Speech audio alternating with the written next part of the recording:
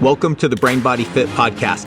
I'm Dr. Jerome Rerucha, and I'm here to help you cut through the noise of fads and quick fixes and focus on proven strategies for optimizing your health and peak performance. Join me as we explore regeneration, anti-aging breakthroughs, nutrition, and the power of improving your physical and mental strength to unlock your brain and body's full potential.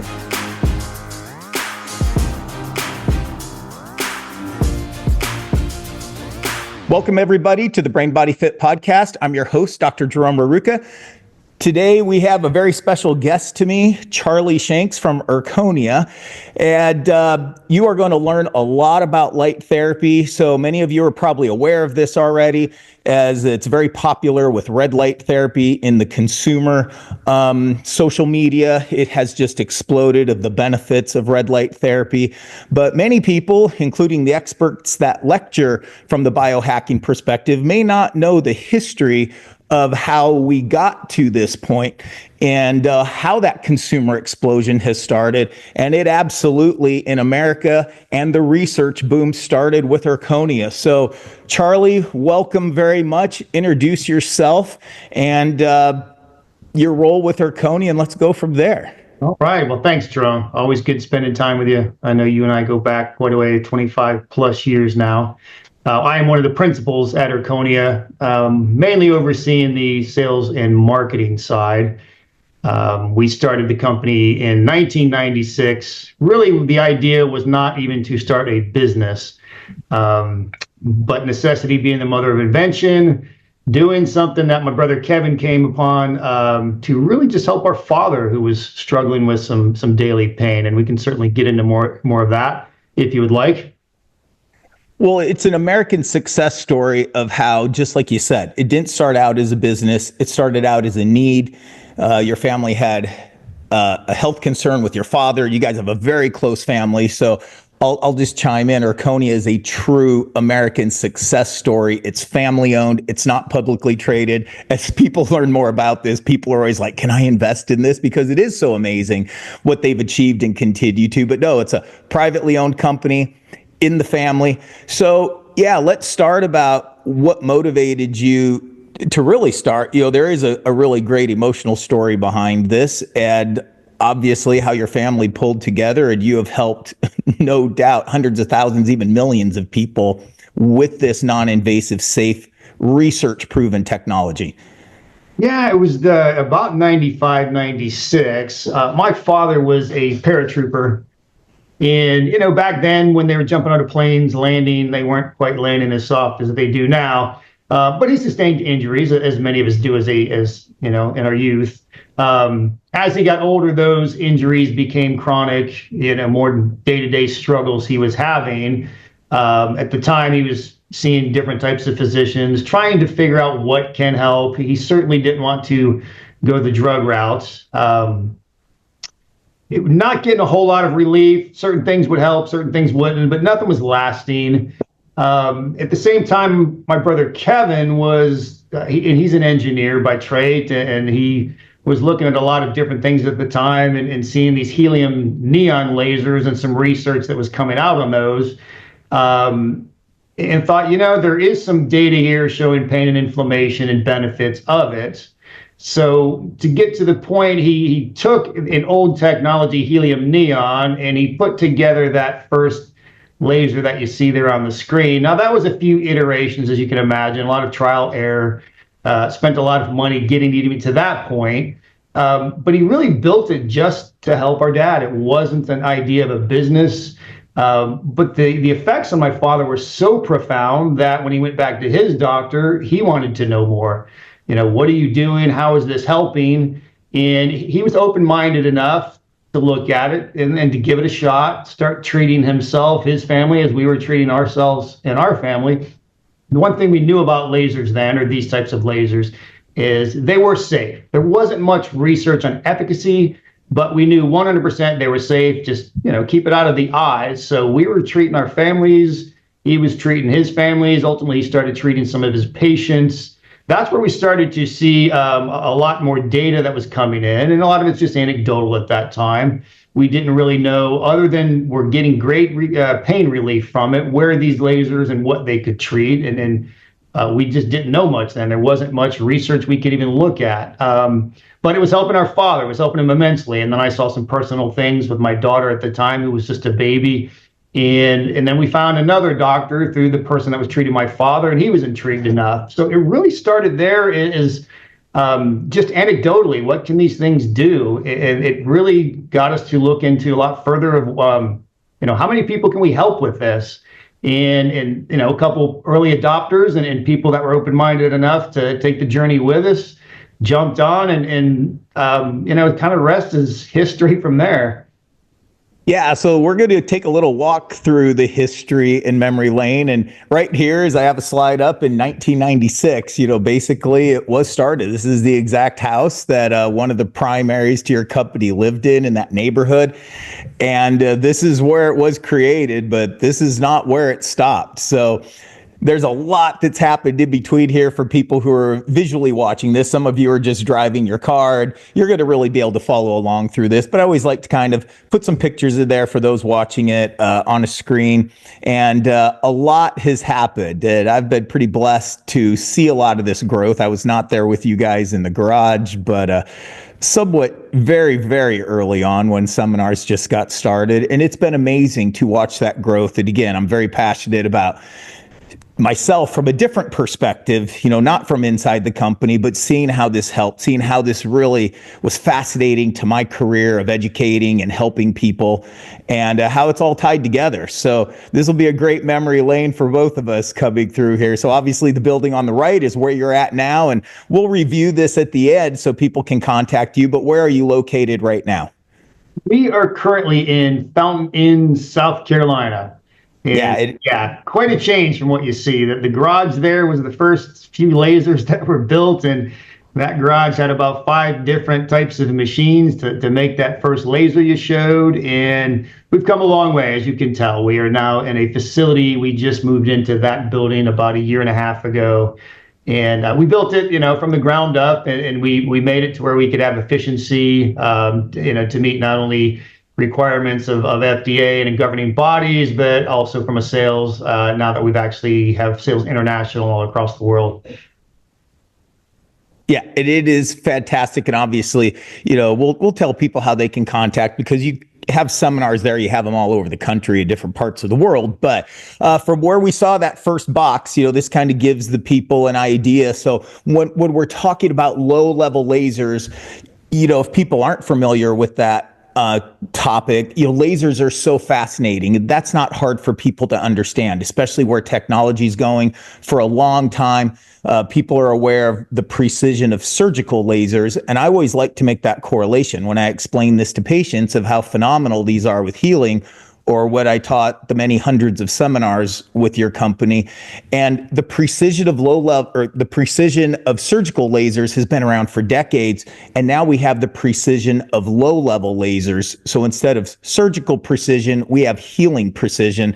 And I really want to make note, there's a little bit of a little broad-based understanding of the definition of what low-level lasers are. And so for this podcast, we are definitely drawing the lines that it is going to be a true laser device, not an LED, not an infrared range, but a true laser device that does not heat the tissue. There's absolutely no heating. Everything is photobiological. And if that doesn't make sense to you, I have other informational things that we go into the great detail with it. But I just really want everybody to really meet Charlie, introduce the family, the history of this, and how we have gotten to this phenomenal place in medical history with low-level lasers, and how Erchonia contributed to that. So I'll let you go through. I mean, you're involved in a lot of markets. It started out specifically a condition with your father. You started using it on your family, but since then, we'll get into the multiple FDA clearances you guys have achieved. But take us through this huge variety of markets and different clinicians that are using your lasers. Yeah, absolutely. And to touch on it, what you said, we did start with red. Low-level lasers always been, where we at. We first, as I mentioned, we knew we were safe, but being a laser manufacturer, we wanted to put out the best product we could. And we did try different powers. We tried to crank up powers. Would that lower treatment times? Would that get us quicker results? And we didn't see that. So we have always stuck with lower power. Over the years and in different iterations of product, our core has always been the red 635 nanometer laser. Since then, though, we have found different wavelengths affect different biological processes and different complexes. Pain obviously being the first market we were in, and we were in that for a long time. The second market that we got involved in was one of those things that just really happened by accident. It was a plastic surgeon who bought a laser to treat his patients post-operatively for pain. He was doing liposuction. He had the thought of treating them pre-operatively to see if, afterwards that would help with the pain. And he noticed something intriguing that was going on with the fat cells. And there's transitory pore that was being created. And again, long story short with that is how the birth of the EVRL laser, the EVL laser, and then ultimately Zerona came to fruition. Dr. Nira met with my brother Steve. They were so intrigued by what was going on there that we again said, okay, it's time to maybe look at this a little deeper. Got involved in an FDA clinical trial, which we've done many over the years. But the first two were both the longest. We were still learning a lot. We were figuring out what it was to work with an IRB, to get doctors open-minded enough to take this journey with us. Dr. Nira was doing his own research. His wife, being a radiologist, was capturing all of the image to show the pore and what was going on there. So that was really the second big product that we launched. It started out as a preoperative laser for liposuction, and then it evolved into a completely non-invasive product called Zerona. And I'm going to show pictures of that here soon, and help people again understand that even with Dr. Nira, he was a medical doctor and he was using it for pain relief and wound healing. And it was very profound what he found, the obviousness of post-lasering patients to surgeries. And he would do orthopedic surgeries as well as a lot of cosmetic surgeries. And of course, in both cases, you want optimum outcomes. And he's just such an amazing human being. Obviously, though, with cosmetics, you even want that next level of no scarring, no encapsulation. And it was very, very profound to him. Not only the pain relief people had immediately after surgery, the less medication they needed, but obviously the quality of tissue that was being healed in a much faster time. And then he started using it, as you said, during different phases of his surgery, to where he started using it before. And there were some very profound benefits of loading the cells before surgery, which even helped people immediately after their surgical recovery. And then he accidentally found that emulsifying of fat cells when he was using the laser during his surgical process.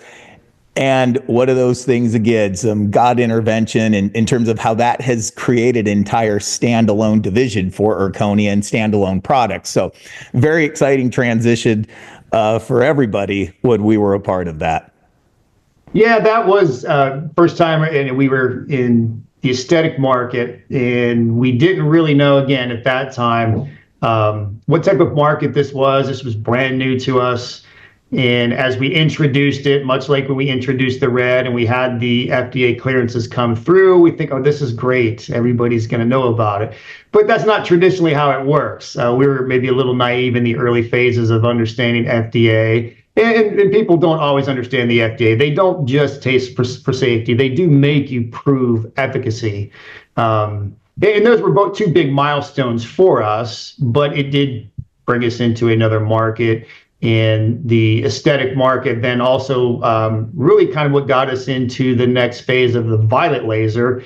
And at that time, it was people just clamoring for acne treatment. And there had been some early anecdotal data of violet laser's effect on acne. And then we were also seeing the antimicrobial, antibacterial effects of the violet laser. So that became the next product that we set out to do research and then garnered our third FDA clearance on that product.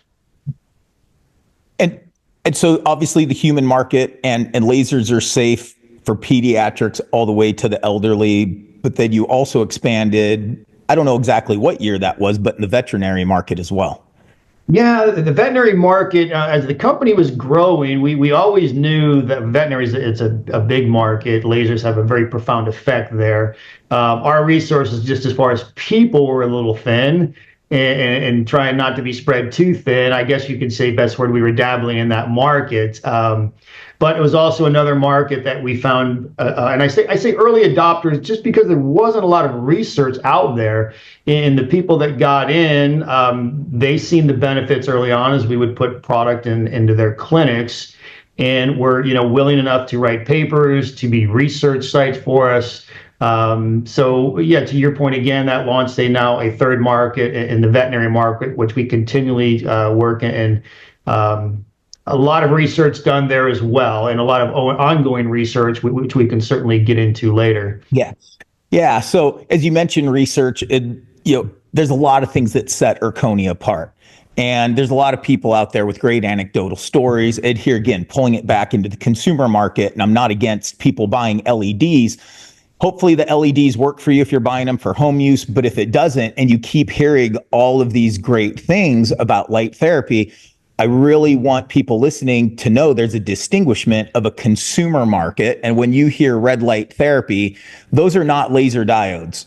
No matter what you hear, and I'm not going to get into the real technical details of this, but those are light emitting diodes. And that doesn't mean they don't do anything, but there's research papers that clearly show when comparing under the same environmental factors that using true lasers compared to an LED, a laser under the circumstances of the study would get a 30% improvement in tissue regeneration, and an LED got 3%.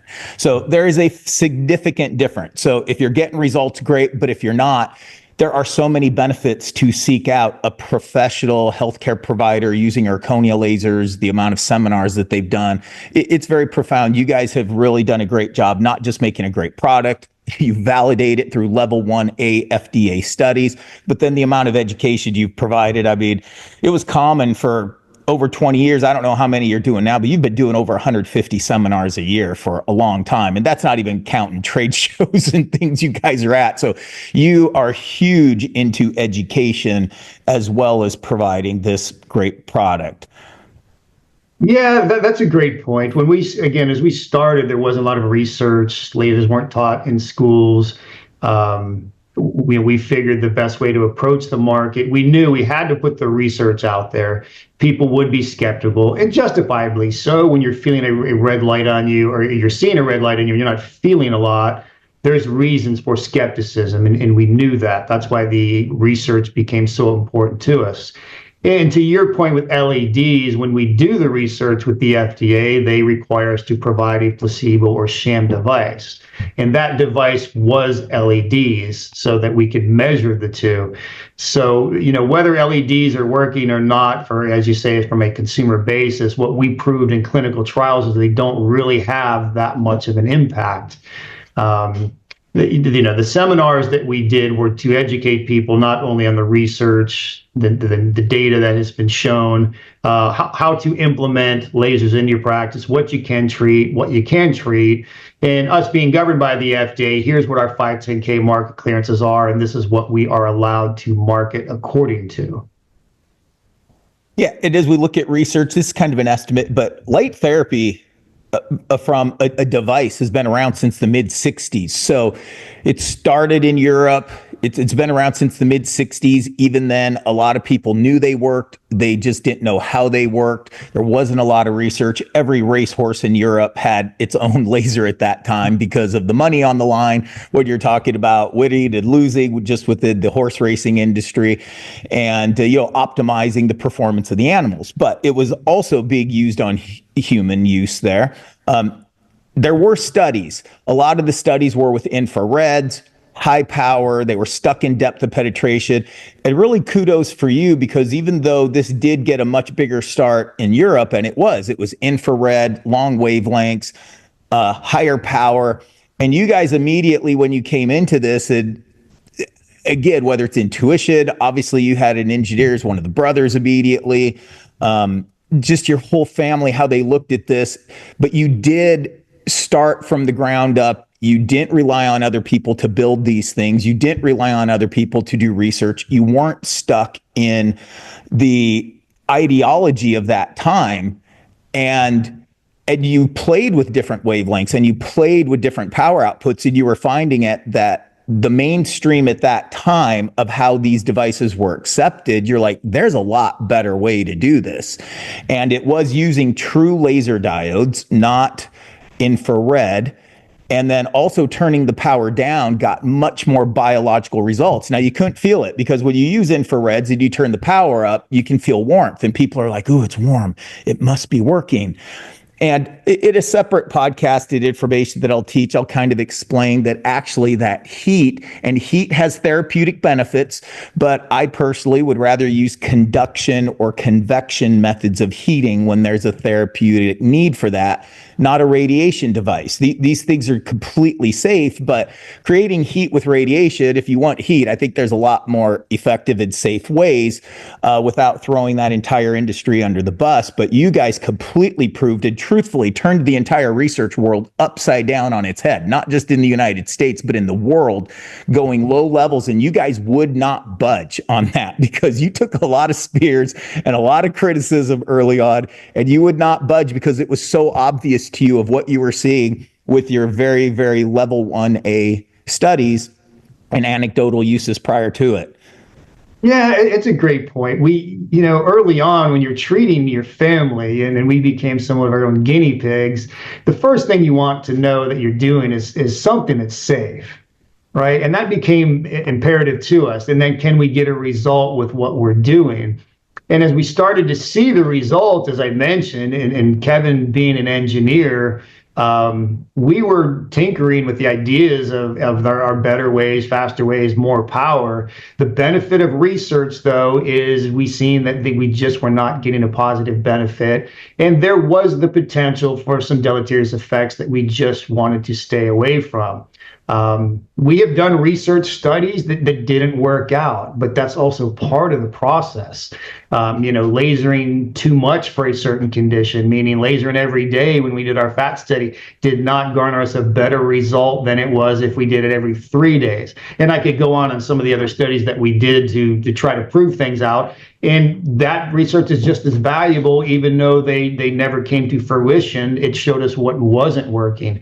But the goal always was prove it, make sure it's safe, and then if the efficacy follows, we know we're on the right track. And to your point, we did take a lot of arrows in the beginning with the depth of penetration, but we always stuck to what we were seeing in research.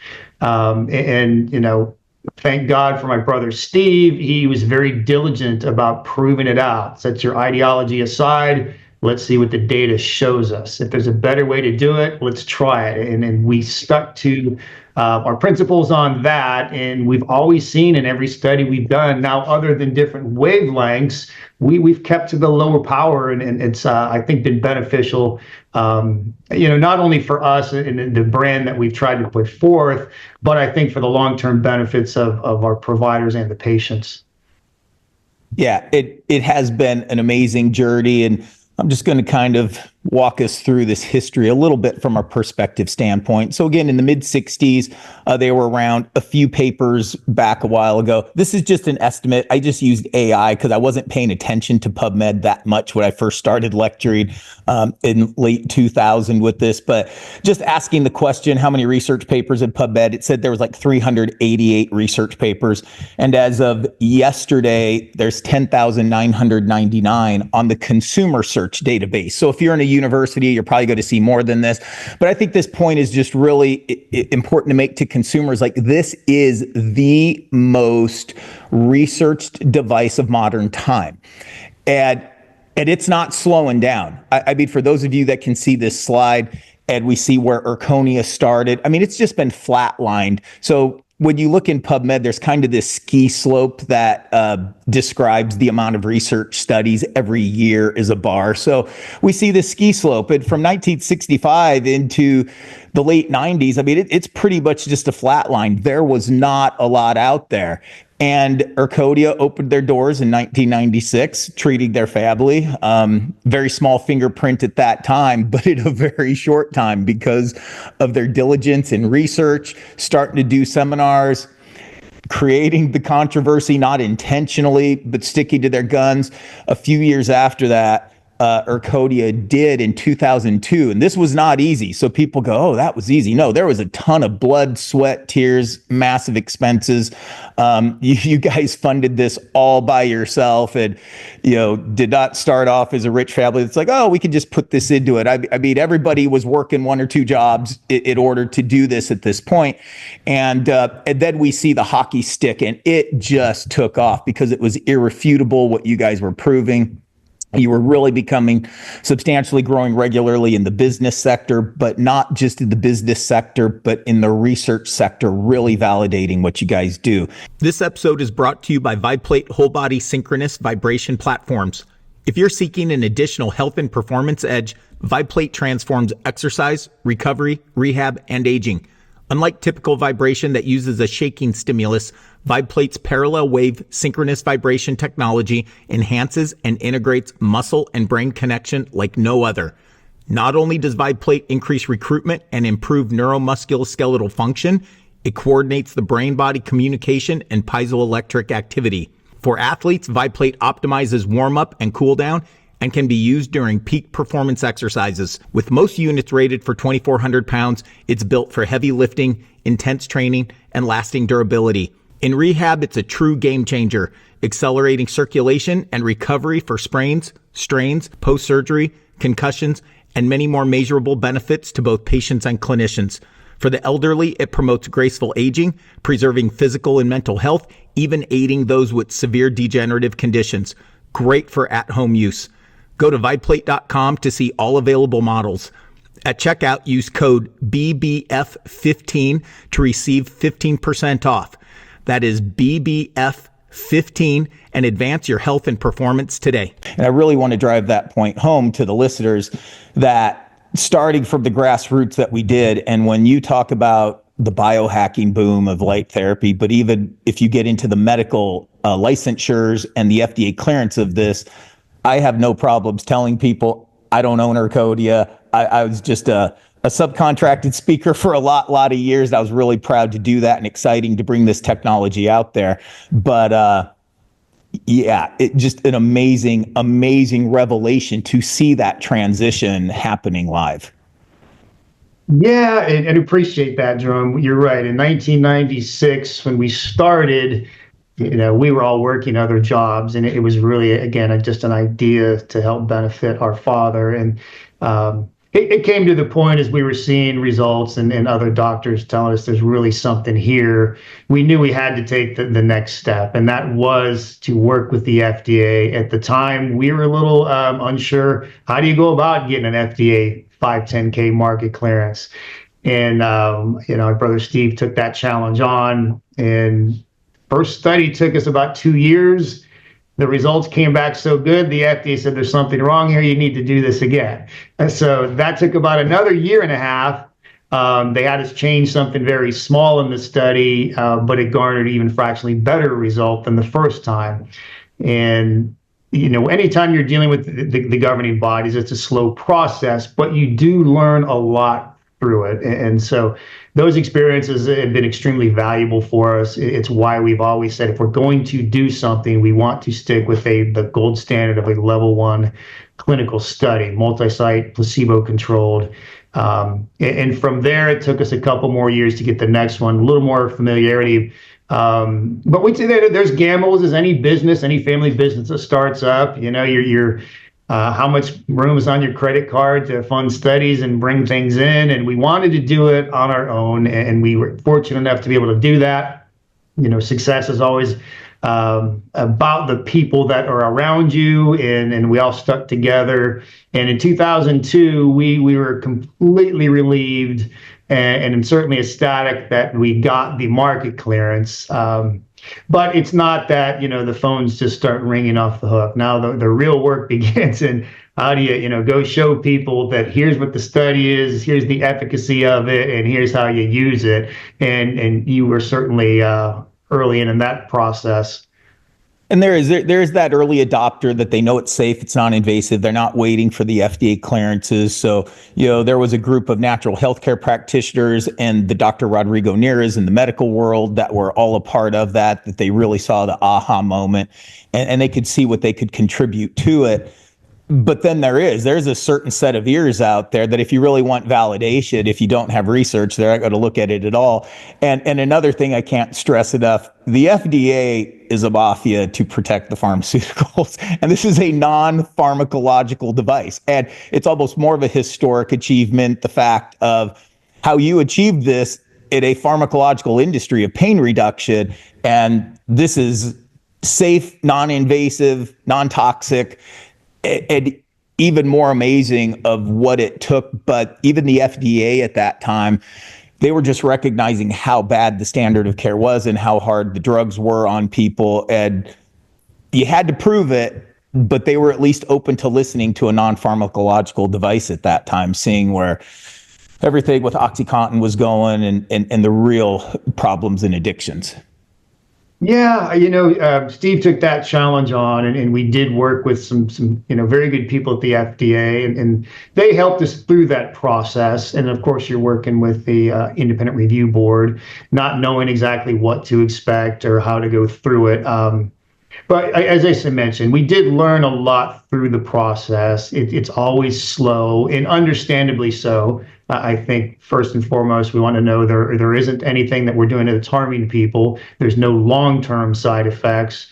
And then the benchmark that they set for efficacy has to be met. So early on, you do get a little impatient, but after it's all said and done and you do get the validation of the market clearance, there is a sense of relief. And, we wouldn't have done it any other way. And why we feel that we still will always do a level 1 clinical trial. We don't want to do substantial equivalences to other products or get grandfathered in from things that have been around since the late 60s or early 70s. Yeah. And so these things do kind of seem like a panacea. They're in numerous different industries. They're the pain market, the surgical market, the natural healthcare market, the traditional medical market, the animal market. You're in non-invasive body contouring. But it all comes down to the mitochondria. So this is another reason why this tool is so fascinating. It has so many benefits with the foundations of health.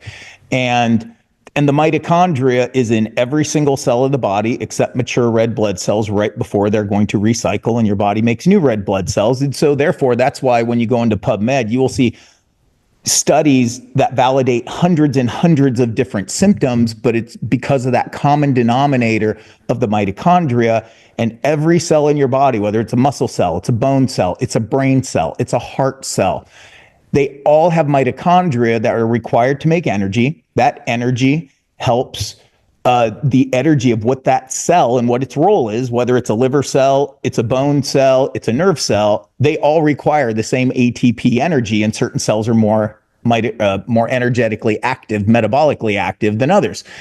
However, injured cells have injured mitochondria.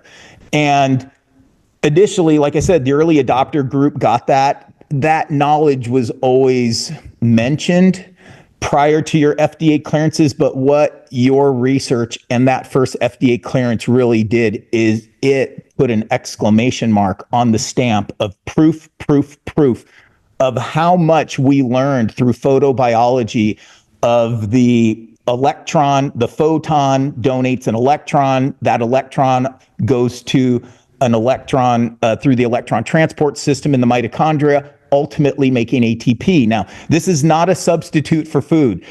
This is not a substitute for oxygen and CO2 and these cofactors. But when you really start using these and you understand the benefit of it, it is truly, truly amazing when cells are injured enough to where the electron transport system and the Krebs cycle is not working properly. And when you can use these lasers to fortify those injured cells, making more ATP, as well as repriming the pump to what they could make, but they're just stuck. The electrons get backed up. They really get things shut down. And this really had a huge impact, not just on the people that were pro laser and pro light therapy at that time, but really the skeptical group, this is where they really, really had to start paying attention, because the physiology was fact stamped, based upon your research studies, and it was not a hypothesis, it was not an ideology. This episode of the Brain Body Fit podcast is brought to you by Dr. Mag's Feet First System and Orthotics. Your feet are the foundation of your body, with 26 bones and over 100 muscles, tendons, and ligaments supporting you every day. Research shows that every human has some degree of collapse and dysfunction of one or more of the three arches of each foot, and this can contribute to injuries in your feet, ankles, knees, hips, and back. Introducing Dr. Mag's Feet First System, starting with custom quality orthotics for just $139. With 40 plus years of expertise, Dr. Mag's Orthotics helps prevent pain and injury and support structural correction and healing for existing conditions. Don't let your feet slow you down. Visit drtimmags.com now and use BBF for 10% off your purchase. The link will be in the podcast description. Step confidently with Dr. Mag's Feet First Orthotics. Your feet will thank you. Yeah, that's a great point. Just going in and proving it, the mechanism of action was always a little bit in question early on, as you mentioned. There was some research studies out there, but it helped us through the process. What exactly are lasers doing? And back then, we started to learn a lot, but even as today, we are still learning more, still doing a lot of research, still have a lot of projects in the works. I'm going to try to show a screen off of off your website, just a video for those of people who are watching. There's lots of great videos that kind of explain how lasers work, but we're going to just show this one that's on your website currently. And I know you said you just shot a new one, but this one's going to help people who are able to watch it, plus hear a separate voice explain it as well. What's the key to more energy? Maximizing your cell's ATP output using multiple laser wavelengths. So what is ATP? It's the energy currency our cells use to power our entire bodies. Just like water flowing through a power plant to produce electrical energy, electrons flow through complex enzymes producing ATP energy in our cells. But sometimes the flow of water or electrons gets blocked, slowing our production of ATP and energy. Unblock the flow with Erchonia's red, green, and violet lasers, each shown to increase different complex enzyme production. And when complexes 1 through 4 are targeted, the flow of electrons is turned from a trickle to a torrent, allowing our internal power plant to operate at full power again. Unlock your true potential. Maximize your cellular energy with Erchonia's multiple wavelength laser systems. So that may kind of give people a little bit of an idea of how these things go, and that it'll probably create more questions for some people. So from that, as when we understand, and that has always been really useful to find that common denominator to teach doctors, to teach consumers, so they really can understand how this applies specifically to the current FDA clearances, as well as how if it's legal and the person is practicing within their scope of practice, it's legal for us as practitioners to use these devices for off-label uses. But obviously as a company, you can only make certain claims of specific indications of use, and you guys have a lot of them. So we're going to go through each one of these, but this just kind of gives people currently, you have a lot of research in the hopper yet. Is this slide still correct? You have 22 level 1A FDA clearances, or did it bump to 23 yet and I missed one? No, that is correct. We are wrapping up a few trials, starting a few trials, and in the middle of a few more. Yeah, so I want people to understand these things kind of are a panacea. They are a fantastic device. They're not a fad modality. They're not going away. The success has been amazing. The last almost 30 years now, just that Erchonia has been in business. And like I said, has made a huge impact in the world. It even created this epic consumer industry of red light therapy that everyone's excited about. And again, somewhat rightfully so. But it really came with the research. And we kind of buzzed through this and some of these already. So some of them that are just real quick, but I just put these in chronological order. And we're even going to flip back and forth a little bit from the pain market into the cosmetic market.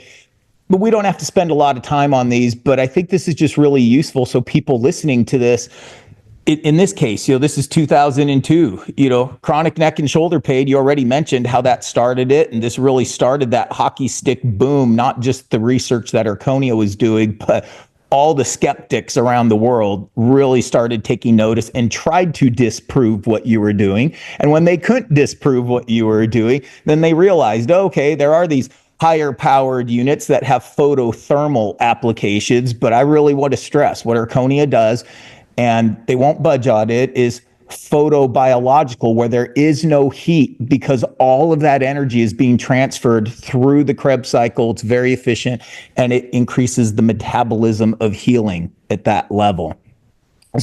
So you kind of talked about it already, but just anything again you want to expand on the first chronic neck and shoulder pain? No, that was the foundation for everything, as you certainly know. We took that study and that led us into a lot of different avenues and when the FDA, it's very specific. They wanted to, treat one area and or two areas at most. So we did neck and shoulder pain. Since then, we have gone out and, as you mentioned, we've garnered many other FDA market clearances, treating different parts of the body, treating post-operative pain, acute pain, overall musculoskeletal pain. We are wrapping up on a study right now that is peripheral neuropathy. I do have to say we are not FDA market cleared for that yet, but that is one of the studies that is concluding. We should know results of that in the next 90 to 120 days. But being the very foundation of pain and working with the FDA, again, it's one of those things that we just had to educate ourselves on, that when you treat one part of the body, it doesn't mean you as a market clearance can claim everything. So we sequentially just started going after every area and treating different parts of the body, different conditions. Low back pain came in for us, and that was a lengthy study, but had very profound effects as well. And there's still more studies that are being done. Some of them are really early on, so I won't touch on those too much. But then there's other things outside of pain that I think you're aware of that we're about halfway through, and could be another year or two, but we're excited about what the future holds for us. Yeah, and I also want people listening, it's like, okay, this FDA clearance. Now, again, you can go to a practitioner that uses Erchonia lasers, and they could use it off-label, just like they did for years and years before the actual FDA clearance went through, such as, in chiropractors, they do a lot of whiplash, work comp injuries. And that's what a lot of people contribute the profession of chiropractic to, even though it does a lot more than that. But also people listening to this, it's one thing that you were in an accident. You did go through a work comp personal injury. And let's say they did or didn't use lasers. That's almost not important. But when we get a weak link, and even if you get proper care within an acute injury, that is a weak link in the body. And it really just doesn't heal like the rest of your body does. So one of the things I always stressed was when you can implement laser therapy immediately, even if regular physical therapy, you got some benefit from, traditional chiropractic care, all those things, there is such a significant difference. And I think what Rodrigo Nira really showed through his surgeries and post-surgery healing of how significant of the difference is initially at the time of trauma. And surgery is a controlled trauma. And some of the people he's putting together, they flew through a windshield. So they had brute force trauma, not just the precision trauma of a surgery. So there's that part to use lasers acute while the bad days happened or an acute trauma happened. But even then, for people that things that may have even worked during the acute injury. As people get older, they find it doesn't work, and it can be really life debilitating. And one of the most fulfilling things for me, implementing lasers into so many of our protocols, was the people that have been everywhere, done everything, and really tried some really good things. They went to good therapists, they did good strength and movement, they did certain improvements, but their life is debilitating, certainly just like your father. And the changes that we could see at a large percentage of those people, and especially even if you are practicing the standard of care of evaluation of strength and range of motion, even if symptoms just don't go away with a magic wand. We always say healing can take time, but you're going to see a lot of things that you can't explain just based upon textbooks when you start using low-level lasers. I mean, you will get some healing responses, and if you want to call them miracles, you will see some amazing turnarounds, but I never want to sell miracles. We sell programs of care. We sell and teach the validation of the physiology that Erchonia proved in their research studies, but you will see some wow things. So we never want to give people false hope, but this is so safe, so non-invasive. And if you think Chicken Soup for the Soul was a powerful release of books, like the amount of books we could write just on Erchonia changing people's lives, of what we're referring to with this, of people who their health is degrading because of a previous injury or just a chronic degenerative health condition overall.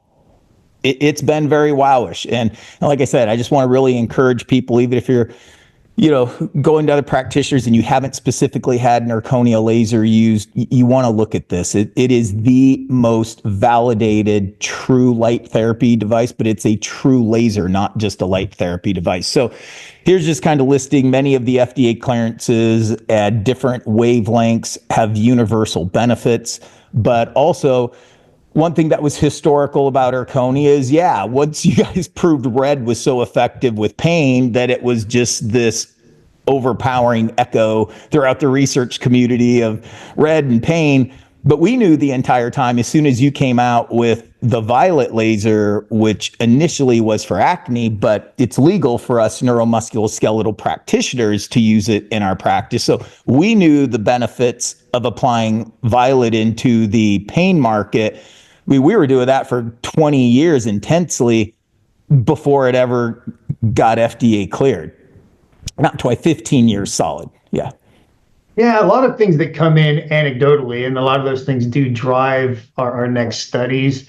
We get letters, emails, phone calls, and that's really the biggest reward we get, is hearing a lot of those things, even though many times we can't talk about them.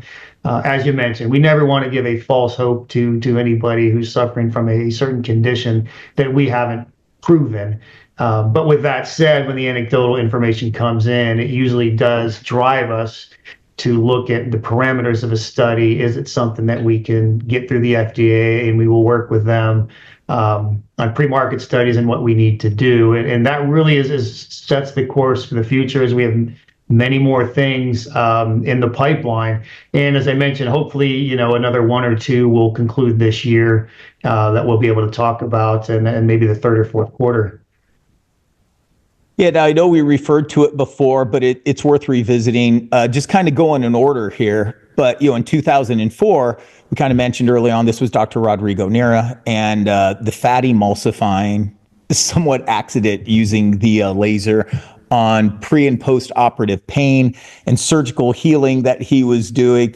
But these are actual pictures. This is way before AI. So if people look at these, they are like, oh, that's just an AI animation. No, this is an extremely expensive photograph. So even just again, take us through this a little bit.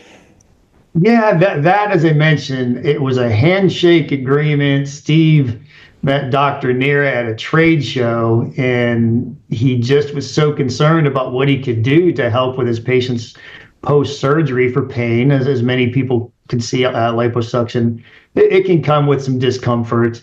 And, he was just somebody that, I guess you could say, one of those guys that thinks outside of the box and started pre-lasering. And he says that's where the magic happened. When he started seeing, when he would stick the cannula in, he's like, this is so much different. It's coming out like butter now. There's less bleeding. And then he got his wife involved to take all of those pictures that you're referencing. And that really did open up a whole new world of research for us. And Dr. Nera, as we also, when he came over and he presented the studies, he had to take a lot of arrows. People wouldn't give him time. They actually laughed at him in a presentation one time. And now he is written up in many of their books and what he did with laser concerning liposuction. But it did really launch into the next phase of Zerona, and the first product non-invasively to ever garner a result for non-invasive fat loss. In the aesthetic world, that product is really that got all of the media attention. It's the product that basically opened up the doors for us worldwide. Although we'd been doing pain for 10 years prior, the aesthetic market, nobody had ever seen it. As many of the plastic surgeons said, this is the holy grail of plastic surgery, where you can get this type of result without surgical intervention. And then we did many studies to prove Zerona. That took us a long time. What is the right amount of treatments? How long do you treat? As I mentioned, some of this didn't work, but then we found the one that did. But we didn't stop there. After we got our first market clearance with it, we did several more clinical trials. And then we finally, our last trial with Zerona was to just do an OTC study, an over-the-counter study, to prove it's that safe. And then from there, we started to get into different colors, different wavelengths, as we're always looking. Is there something that can make it better or faster? And I don't like the team here. We don't really say one is ever really better than the other. We do see different wavelengths have different impacts and different conditions. But it was really set the table for us to continually look at a lot of different things. And just recently, we launched that same Zerona product, but now we are doing it in a violet laser. That increase in energy basically just cut that treatment time down. And anytime you can cut a treatment time down, it's beneficial for the practitioner and for the patient. Yeah, we're going to review that study in a brief time. So yeah, just how we're tying all this together. So at this point, I mean, Erchonia was a very substantial company at this time, but it wasn't as diversified as it is now. So I was doing a lot of the marketing and education in the pain market for you guys, writing protocols, giving, a lot of seminars. But also, you guys would fly me around, and I would also go to plastic surgeons. So I did a number of plastic surgeon conferences. So I've seen at least 25 liposuctions. And this is incredible pictures that are done with very high resolution cameras. But I just want to tell people that if you have a friend who's a plastic or a cosmetic surgeon and they would let you go watch a surgery, you do not need a microscope to see this at all. It is so obvious when you're sitting there. And liposuction, of course, you need a lot of training to do it, but it's you just poke a little hole in somebody and you hook a cannula up that goes through this little hole, and it's basically hooked up to a vacuum cleaner, and you suck fat out, you collect it in a Tupperware container. And fat, when it comes out, it really looks exactly like you think it would. It looks exactly like you think it would. And what Dr. Rodrigo Nira noticed too, without using a microscope, it is so profound. The fat comes out more like milk than it does cottage cheese. Not using a microscope, not using a high magnification camera. It is very, very different in terms of what's collected in that Tupperware container. And it's irrefutable. And it was so shocking and eye-popping when that was first recognized, because it is so profound. So even to this day, I still recommend people, if you can, sit in on a liposuction. And the surgeon's going to do this. Like, I have so much confidence with Erchonia lasers. I'm not on your research team, but the hands-on application is where I shine, and I reverse engineer everything and create protocols that coincide with the research, of course, but the protocols usually always arise prior to the research. It's just the research really puts that validation on everything. And so, yeah, the handheld started it all. You still have the FDA clearance and the Accelerate handheld, but that really did lead to the Zerona and what I have shown here.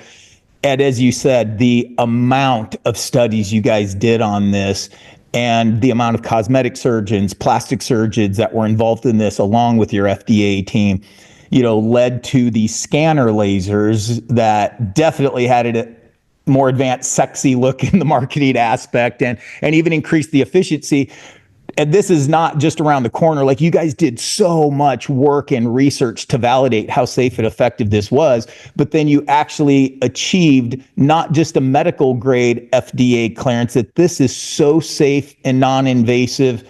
You got an over-the-counter FDA clearance. So I'll let you just expand on whatever you want, just that importance of showing the validity and efficiency and safety of that over-the-counter FDA clearance. Yeah, I think as you mentioned, it was important for us, especially with Zerona, because when you're dealing with fat cells and all of the things that people think might or might not be happening, we did have to prove it all, that it is safe. We're not spiking triglycerides. We're not causing any long-term deleterious effects. We found out a lot of the doctors that were doing it if they weren't doing liposuction anymore, that maybe their staff then was pressing the button and they weren't in the room. So a lot of that also comes from customer feedback is, hey, is there any way you can do this? And we looked into that, and if it's somebody back there that's a nurse practitioner, and can they administer this treatment in the plastic surgeon's office? And he said the safest thing we could do is to get an OTC device that would give everybody those clearances. But it also did, as you mentioned, it just showed how safe that these products are. We still have not seen any side effects. We continually monitor those. Part of our FDA requirements is anytime anything's reported, that we also have to report that. And it's where we've always had our comfort zone. We want to do what we can do and be efficacious as possible with these lasers, but it's always been at the core of just make sure everything we do is safe.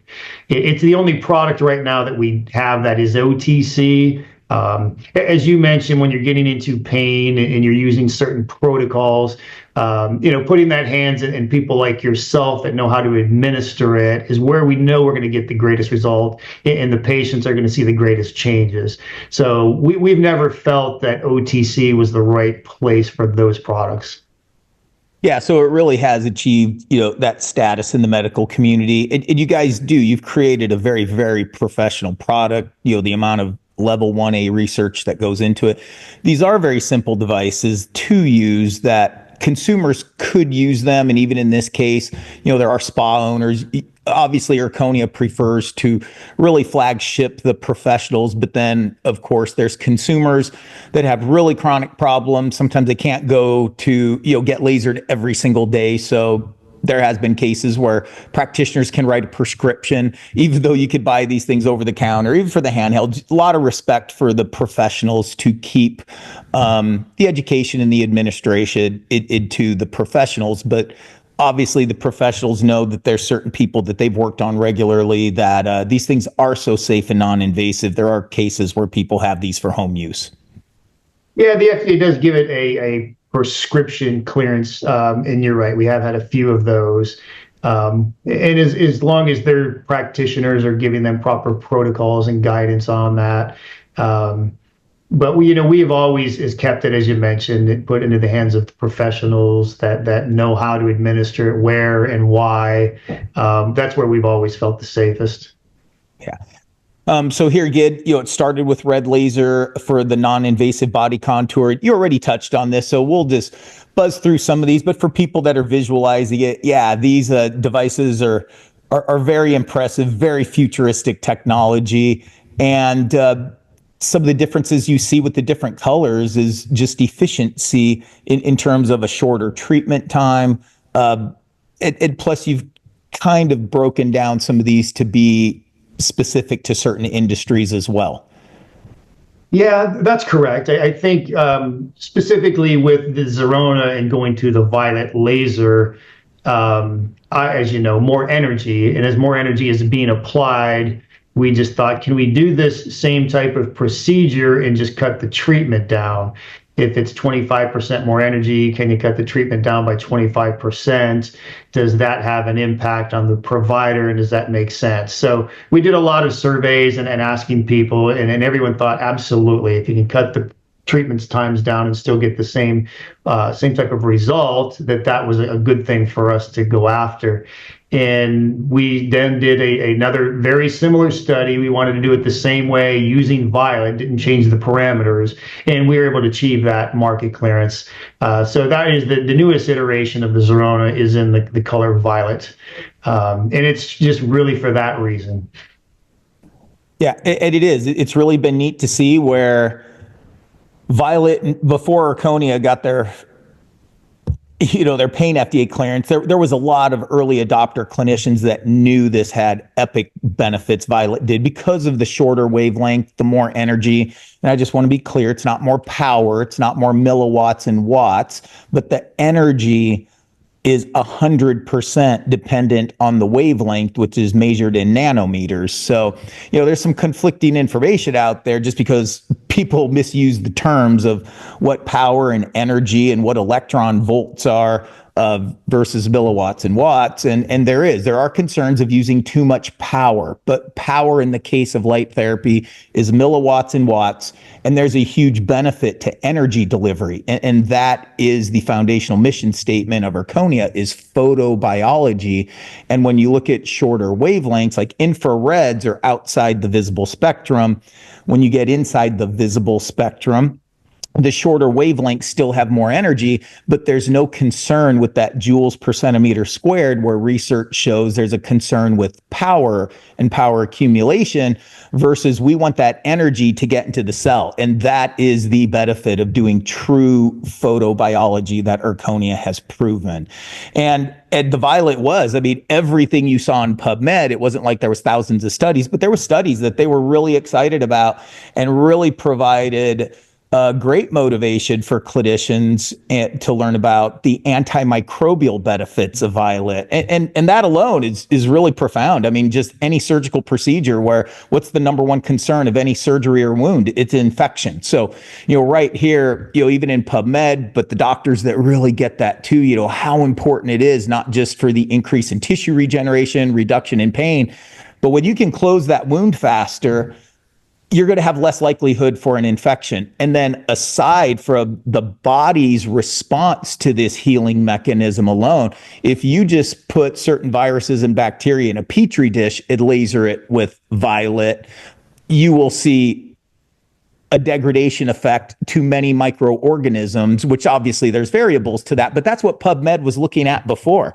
And so there was a lot of excitement around just LED lights for helping lack of infection and making impacts on that. But hands down, you guys proved it to a whole nother level. And again, really explain that physiology, how it comes down to the baseline foundation of the mitochondria, again, but different wavelengths that were even perceived only to have antimicrobial benefits were hugely beneficial in the pain market and the non-invasive body contouring market, which seems like has nothing to do with antimicrobial healing with an infection, but it's that foundational principle. And of course, there were some technology tweaks and protocol tweaks you guys created at the company that it's not the exact same protocol for acne that you use for pain or non-invasive body contouring. Some of that is proprietary physics.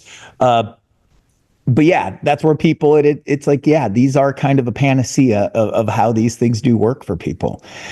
And so just buzzing through just a couple of the old studies, that have been in PubMed a long time and really gave credit to that violet short wavelength being antimicrobial. We talked about in the surgical world, just going in chronological order. So we're in 2008 right now, back to a red laser. And so you guys were highly established already in the non-invasive body contouring, the assistance with liposuction. Also, you've had the FDA clearance where the Zerona was used all by itself. So there was no surgery, and you showed inches lost clearly in the FDA studies that are published where it was completely a standalone. But now here we have another integrated FDA clearance, which again is groundbreaking to really turn the eyes of the standard of care in that medical community that is this only does this symptom and this only does this symptom. So to kind of teach them the universality that these devices have. And so you got an FDA clearance for breast augmentation and pain association. So first, I'm just going to say that no, this does not make your boobs grow bigger just by lasering them, but I'll let you explain exactly how this came about. Yeah, that again was another physician's a plastic surgeon who was using the laser, and he bought it for particularly liposuction, but he also happened to be one of the predominant breast surgeons in the United States. And so he would treat his patients directly after. And what he also came to find out is with the breast augmentation, capsular contracture problems occasionally that would happen, that the laser was all he needed to take the pain away and the discomfort that people were going through. So he wanted to set out a study to prove that the laser's effects not only on healing the tissue, but also the positive effects on capsular contracture. And that was Dr. James Baker. Again, just another person.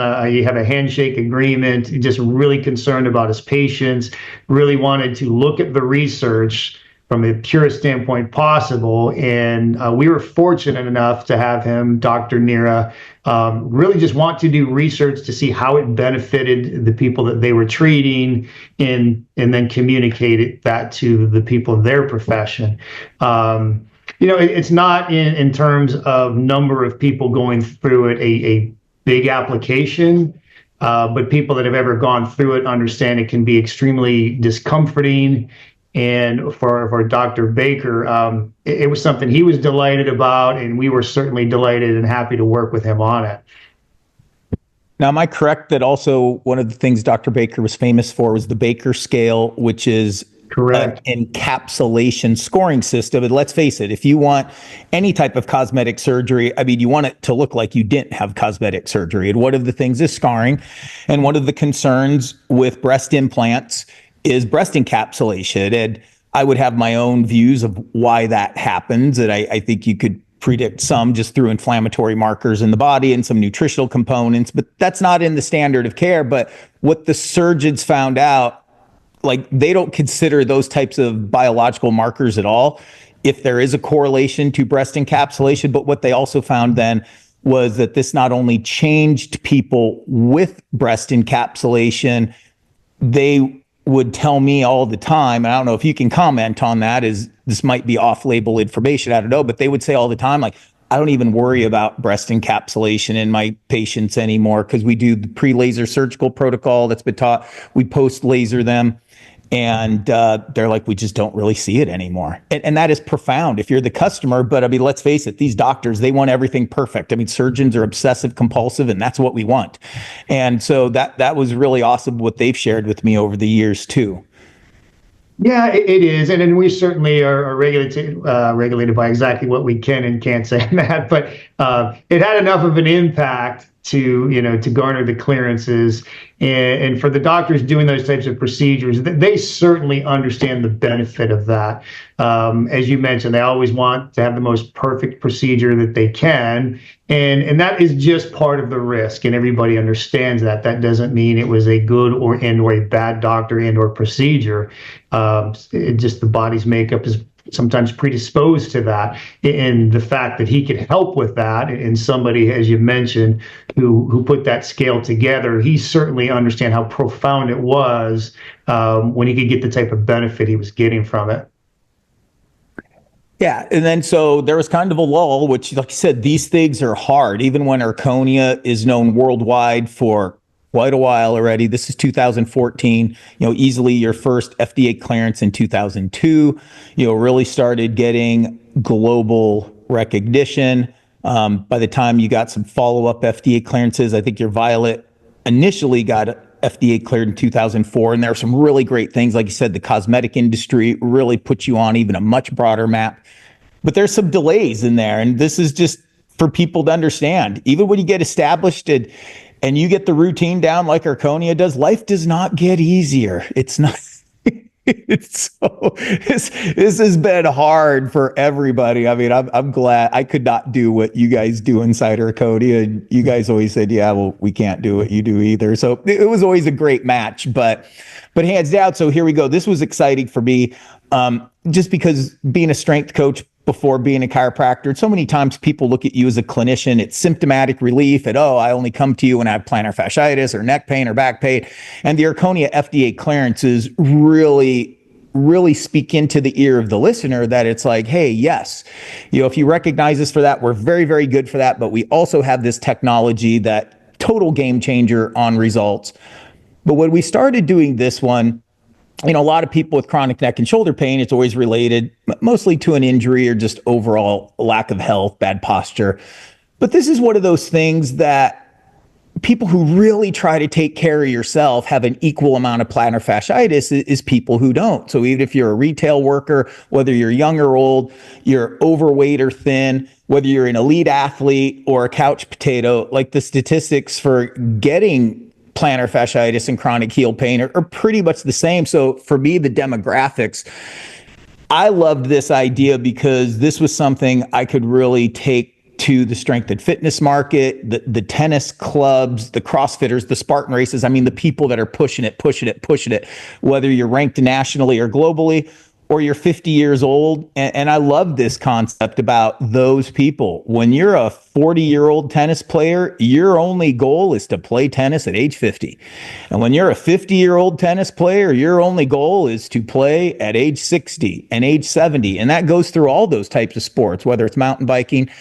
So this was something to show validation in science to that group. And they got it that this was they almost felt like this was for active people. So when you're talking to active people, they're like, holy cow, this FDA clearance is for me.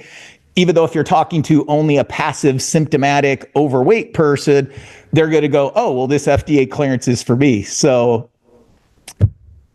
for me, again, I loved this part because this is like really where lasers are the most integrative device I could put into any of the protocols that we do at our clinic. But this, again, always had a special exclamation point for me for the reasons I explained. Yeah, that also is another interesting one. There's nothing that convinces somebody like when they use it on themselves and they're like, oh my gosh, I've had this problem forever. And I say that as we were working with St. Mary's Burn Hospital, and the lead physician there was a little skeptical at first about. That's polite. Very polite. Yeah, a little skeptical about treating his burn patients, but his assistant had been treated with lasers multiple times and was just a big believer. But he was going through his days and just at the end of the days miserable because he was suffering from plantar fasciitis. And she said, you just need to let me treat that. And long story short, he had just had this amazing result with it. And he goes, all right, I can't deny there's something there. But then he started treating his burn patients. And for anybody that ever wanted to see that, those videos are all over the internet now. You can literally see the changes before your eyes as he's treating them, Dr. Jeff Nelson. But again, a lot of those things come from, anecdotally, people are treating patients, as you mentioned, for off-label, and that comes back to us. And it spurs us to, okay, let's look at this. Can we get this research project going? And there's many of those that come in, and you can only tackle a few a year. They're extremely time consuming and expensive. But the feedback is always valuable. We always love to hear all the anecdotal things we can. We know we can't talk about them, but we can at least take it to the proper research level. Yeah. So it's great what you have done in the pathology community, proving this with clinical level foot pain, plantar fasciitis. But, still, there's so many athletes out there, whether they're in their prime of their careers or, they're older and everybody wants to stay active and fight father time and the biological clock. And there's so many people that have functional injuries that it's like, well, it's okay. I can tape it. It's okay. I can put some icy hot on it. They do all these things. They have a functional injury. They just don't know where to go. And this is one of those things I really, really tell people, like, especially when you're doing so much right, you still have that problem, go find an Erchonia laser practitioner, because just like Dr. Nelson and so many other people, just laser alone, because that's all they allow in these level 1A studies. They don't allow us to be clinicians. They're not like, oh, you got to adjust it, you got to stretch it, you got to strengthen it. Oh, you need to quit drinking 6 Cokes a day, stop eating all these seed oils. You don't get to do any of that. I mean, literally, you could hire a one-armed blind monkey and train it to hit the start button. And that's not real life. But the thing that is practical about that, like, there's no variables in there except the variable of how you pick the client to participate in the study. And that's very structured through the FDA to get as much reproducibility as possible. But it's just the laser doing the work. Like, that's it. It's irrefutable with the studies that you've done. There's no clinical competency other than the technology and the protocols you guys have created that shows that change. And when people are like, holy cow, like, I didn't feel the laser on me, but they feel the results of it. Not uncommon. One treatment, you'll notice differences, but especially with a program of care that's always proven through your research studies that, yeah, when you really put this in an integrated setting, I mean, I always tell people, look, the worst results you're ever going to get is what Erchonia proved in their level 1A studies, because there's no clinical diversity allowed in these studies. So using that as your baseline for protocols, and then you put the magic of your God healing fingerprint in it, whether you're a traditional doctor, an orthopedist, a PT, a chiropractor, a rolfer, then you put your other addition, and it's only going to make everything work better. Because would you rather do your clinical administration procedures on somebody with 40% of the mitochondria working, or would you rather do your procedures and techniques on somebody with 70% of the mitochondria working? And lasers are proven without a doubt. That session, you change the biology of the cell from the person who walked into your office that day. And then, of course, with a series of treatments, you just keep building on that. Yeah, that's a great point you made, because you're right. Once the protocol is set, there's no deviations. And we know that's not how you or anyone else is going to practice. And as we've always said, if you just laser somebody, you get a benefit. If you laser somebody with range of motion, a better. If you laser somebody with range of motion and resistance, even better. But we couldn't have any of those deviations in the trial. So that's a great point. It only gets better from what we've shown in the study, because people are going to do things, whether it's lifestyle changes or whatever the other things you're implementing in your day-to-day practices. Yeah, so another big shift here, as we've talked about: wound healing, plastic cosmetic, non-invasive body contouring, the pain market, toes to nose, as we will find out of how you affect it. And here we go. We got toenail fungus, which kind of is like, what? Yeah. Came to us again through somebody that was very skeptical. And then somebody who was also a big believer. There was some anecdotal research out there, and we found working with a doctor in Arizona, Dr. Kerry Zhang, just started treating patients and said, hey, we'll put this prototype together for you. And, he would give us the results and say, okay, wow, this is some pretty dramatic things, but you have to take it to more to one site. Then we had another doctor over in the UK that he bought one because he wanted to prove it didn't work. Big name, great researcher, very, very smart guy, and understandably so. Again, the skepticism is there, but he was so blown away with the results that he contacted us to also then be a part of the study, because he couldn't believe what he was seeing. And a lot of the times it is the most skeptical when they become believers that become your biggest advocates. And boy, he put out so much research, pictures. Again, another long study, but the first low-level laser of its kind to be approved for the treatment of onychomycosis. Something that the person we were working with in Arizona, we're spending a lot of our time in pain and aesthetics. Then you do your due diligence, and okay, they're very passionate about this. We don't know much about this market, and we were just being honest with ourselves. But he was so passionate about it that it literally drove us to, okay, let's look at it. in your first studies, if you're just doing 10, 12 patients before you take it to a full-blown level 1 study, you're just trying to see, is there a result there? Are we applying the right amounts? Are the treatment times enough? So once we got that boiled down to what we thought was a viable treatment length and time, we took it to the full-blown study. And it didn't take too much longer after that to get the trial. I mean, that one is a little bit longer just because you have to wait for toenails to grow out to see full effect. But very, very strong results as you've seen our website, and you may even have some slides there. But yeah, that one was a little out of the norm for us. But again, as other things are, that people are looking at just anecdotal things, and they contact us. This is a person we already knew. But it was just a good fit for us, and that person has become a family friend, somebody we still work closely with to this day. Yeah, and toenail fungus is not uncommon. This industry still, you've helped a lot of people with it. The results are very reproducible, but there's a little bit delayed gratification because, even you still have full toe-blown fungus because it takes so long for the toenail to draw out. So there's a little bit of confidence with the practitioners in terms of, from the start to the finish of the protocol, there may not be that much visual difference, but as that toenail grows out, it's like, oh my gosh, you kind of forget about it. And then 6 months later, you could go, the patient comes in. Of course, if you're a podiatrist, this is a lot of what you do. But, other patients, like in chiropractic, we do a lot of extremity adjusting. So you see toenail fungus, we refer them to somebody who does this. His toenail fungus is not in the scope of practice of a chiropractor necessarily, but we're very aware of this profession, of all the Erchonia FDA clearances.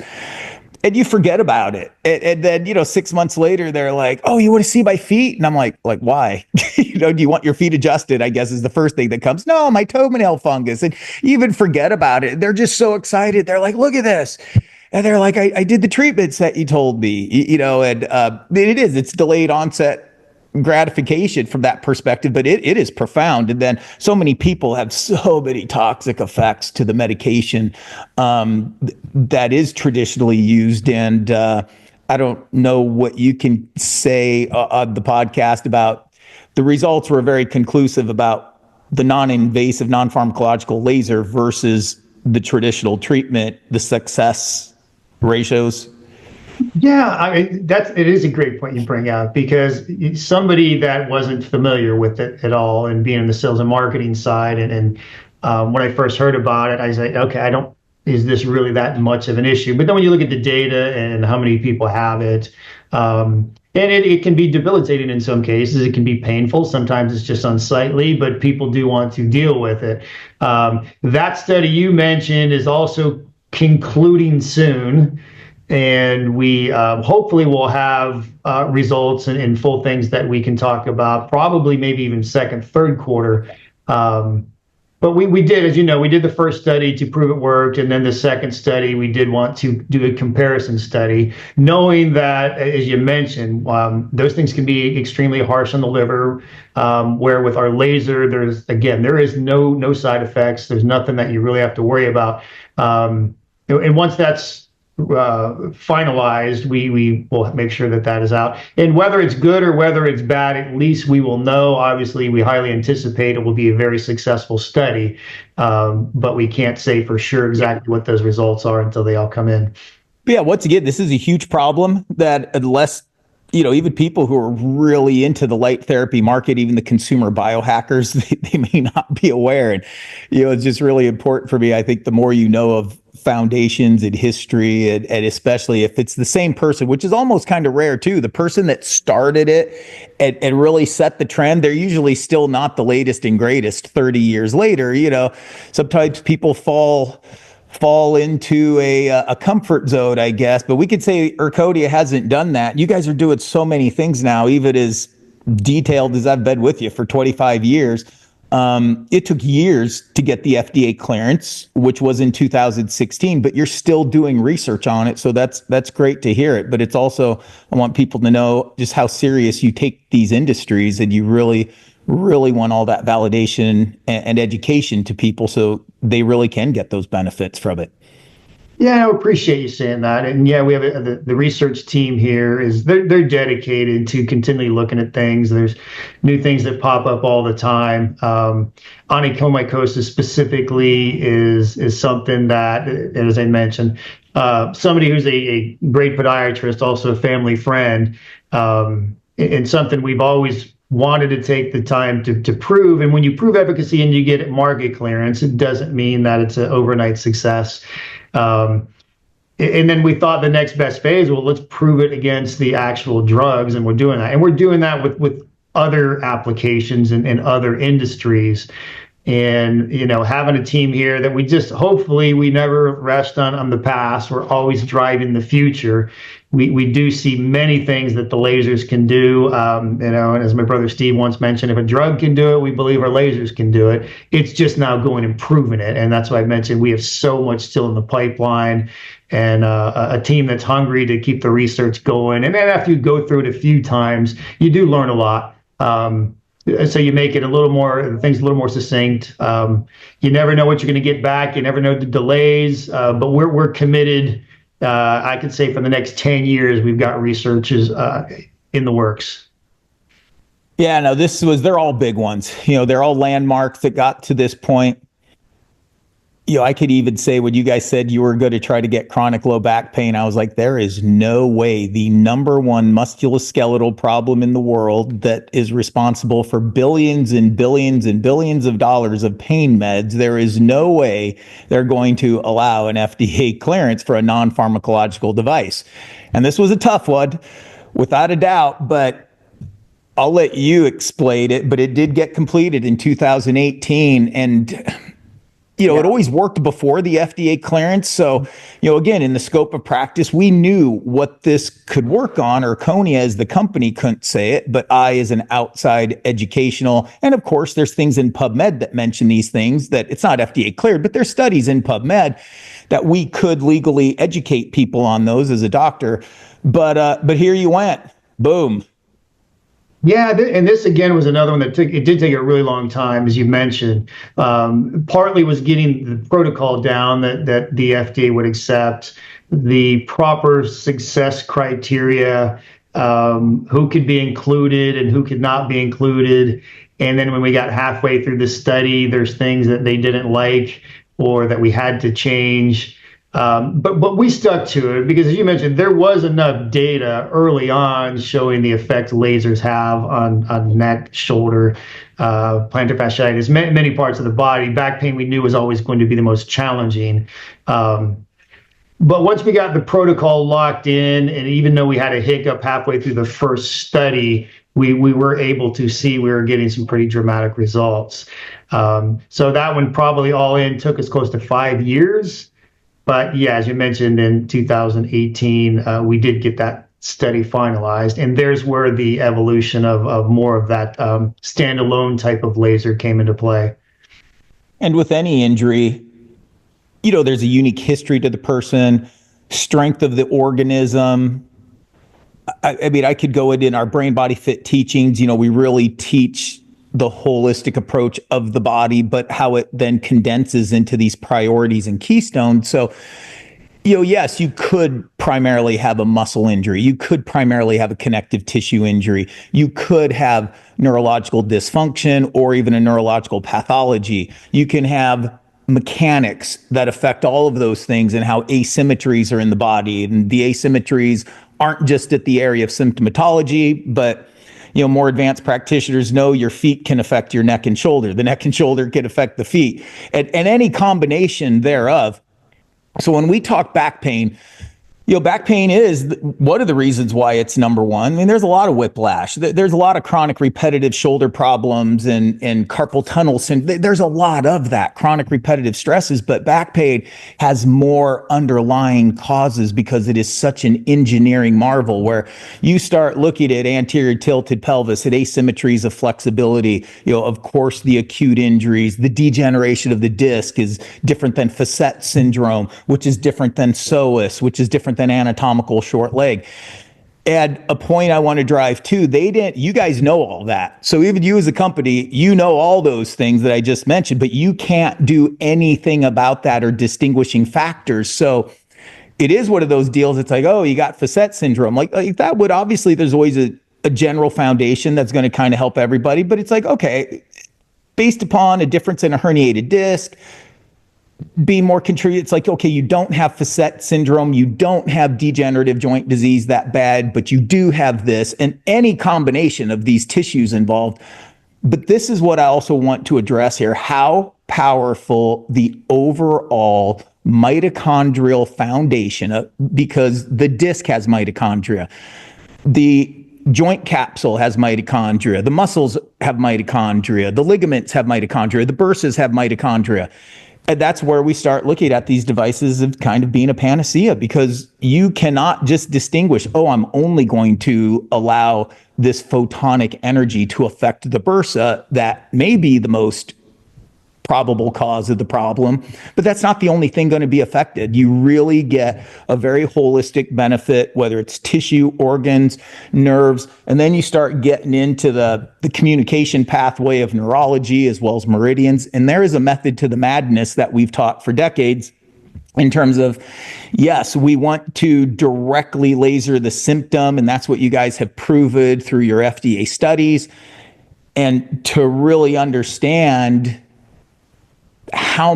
who knows how many people had facet syndrome as the cause of their chronic pain? How many people had herniated low back pain? How many people had sacral injuries, which is the most mismanaged joint in the whole body? How many people had anatomical short leg? And we don't even know because you weren't allowed to know, but the statistics of positive results are profound, even when those things were not addressed. Just again, tissue regeneration, decreasing inflammation, increasing circulation, increasing nitric oxide, all of these factors that are only true and proven true for true medical grade low level lasers, not infrareds, not red light therapy, which again, I'm not saying they don't do anything, but I really want to make a distinction to everybody out there of the difference we're talking about. Yeah, and that was one of the studies too that for the first time the FDA required us to do an 8-week follow-up, which we're really glad they did, because we just seen the results got better every week after final treatment. And they hadn't asked us to do that before, so that was a little eye-opening to us. But in hindsight now, we're really glad that they did, because again, we just seen the ongoing benefit of it. Yeah, and we always taught that in the seminars, but again, it was anecdotal because it's just what we saw as clinicians doing this for decades. And of course, especially being a chiropractor, and we're very proactive, that especially in my clinic, we don't just stop when symptoms are gone. Like, we really try to build equity into the health of the body to prevent it from hopefully ever coming back, or allowing you to manage your weak links better when you're not in front of us, so your quality of life accelerates rather than degenerates. And this was an amazing study for all those reasons. Number one, the number one problem in the world. We still could only address it symptomatically, not systematically like we do in the clinic, but you proved without a doubt how effective symptomatic management of just photobiology was. And we're not going to go into these studies, but Erchonia is always very proud to share their studies with people, because they're level 1A random site double-blind studies. They are the gold standard of research that's out there. And it's very profound of what you see between the placebo group, which is always an LED treatment, versus the true laser. And even LEDs have more energy in the photon than infrareds do. And I don't want to get off at a physics class right now with that, but I have those videos and I'll share with people, where they can learn a lot more, whether you're looking for the deep dive into the physics and the science, as well as examination, and then how we use lasers pre and post, and how we integrate lasers with stretching, strengthening, metabolic aspects. Again, I'm always so excited about lasers because I'm a very integrative practitioner, and lasers are the most integrative tool and modality I can bring in. It works all by itself, but yet we do a lot with brain, emotional health, physiology, metabolic, super obsessive details, whether it's lab testing or meal planning for athletes as well as sick people. Of course, the structural care, and lasers are a part of all of it. And that may not make sense to people right now, but if you attend some Erchonia seminars, and different speakers have different priorities, you can only teach so much, even when you do these types of things, but it is profound. Now, we did talk about, but we're just kind of going chronological order, the non-invasive body contouring. So it seems like we're really ping-ponging. I just figured, obviously we talk about some of these categories as a group, but also to just kind of talk about them as the chronological order they happen. So now we're at 2019. The green laser got FDA cleared. You even had a previous version of this, but one more exclamation point. So tell us about the emerald. Yeah, the emerald we took in a little bit. We were still going for body contouring. We wanted to extend treatment times, but then take the BMI up to 40, which is technically the category of what they would call obese. We felt green was best for that for a couple of reasons. The skin retraction, obviously, when you're dealing with 40 BMI, became important to us. Longer treatment times, which were two different types of clinics, people that were committed to a longer journey, being a little bit different from the time at Zerona, where you were doing it for 2 weeks. And sometimes it's people coming in, they're doing it before a wedding or a beach season or whatever that might be. Emerald was a little bit of a different niche. It was working with weight loss clinics. And on top of what they were doing, now again, in the trial, as you mentioned, we couldn't do anything. We just had to strictly just show laser, but the inclusion criteria changed to take the BMI up higher. And based on what we had done in the past, we had a pretty good idea of what the study would look like, what the protocol would be, treatment times and everything else. And, that study pretty much went off without a hitch. The results were surprisingly even a little better than we thought. And again, dealing with people that couldn't do anything. We've seen post-clinical, start adding in diet and or a lot of things people are doing nowadays that it just enhanced everything that we did. But it's always important to show the laser in of itself will do what it says it's going to do. It is science. So there's no gimmicks there. It is going to have that effect where it's creating a transitory pore. But again, just a little bit of a different market, a little different inclusion criteria, and the extra benefit of some things that we see in green in that space that we didn't always see with red. Now this, Dr. Nero was, literally, he was 2002 for sure when he started, using it for surgical, but then here's an FDA clearance in 2021, October 22nd. So yeah. This is, you guys have sustainability, that's for sure, in some of these things. So go ahead, Charlie. We basically kind of talked about this, but. Yeah, we have been researching laser on fat, as you mentioned, pretty much going on 20 years. It's always been in something that, like a lot of the other products, there is going to be skepticism. It's why the research shows that the science and the product is going to do what it's set out to do every single time. The variables afterwards can either add and or then take away from the total outcome. And I don't think we're done. There's still some things that with semaglutides and everything coming into the market, will lasers have an impact positively with that? Again, those are just things early on that we're looking at, but we're not done. It's been 20 years, but we still see many other things that we can do in this space. But I can't say too much yet, as we're still in the early phases of some of the ongoing projects. But it is a good point. You guys have set the future many, many times with your research, but then also looking at where some of these trends are, to where how you move with those dynamics. So that's why, Erchonia has done so amazing in the last 30 years. But just like a lot of industries, it's like the world in general. What you've seen in the last 30 years, we're going to see the equivalent achievements, that huge next level in 5 years. Like everything is moving so fast. And even the huge amounts, like if Erchonia stopped and just focused on what they've achieved already with all the research and further education, but that's obviously not what you guys are doing. You're always moving ahead.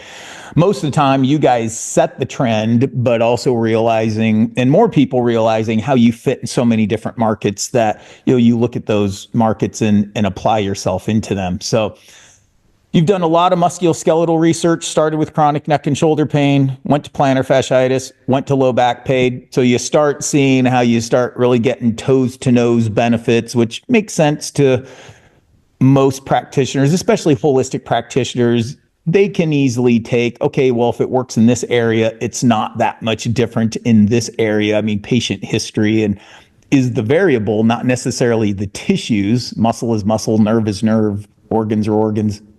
Mitochondria is mitochondria.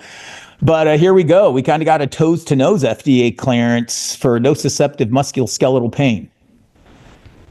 Yeah, I think, we did so many other parts of the body, and we just really wanted to show lasers can have an impact outside of the 510K market clearances that we're governed by.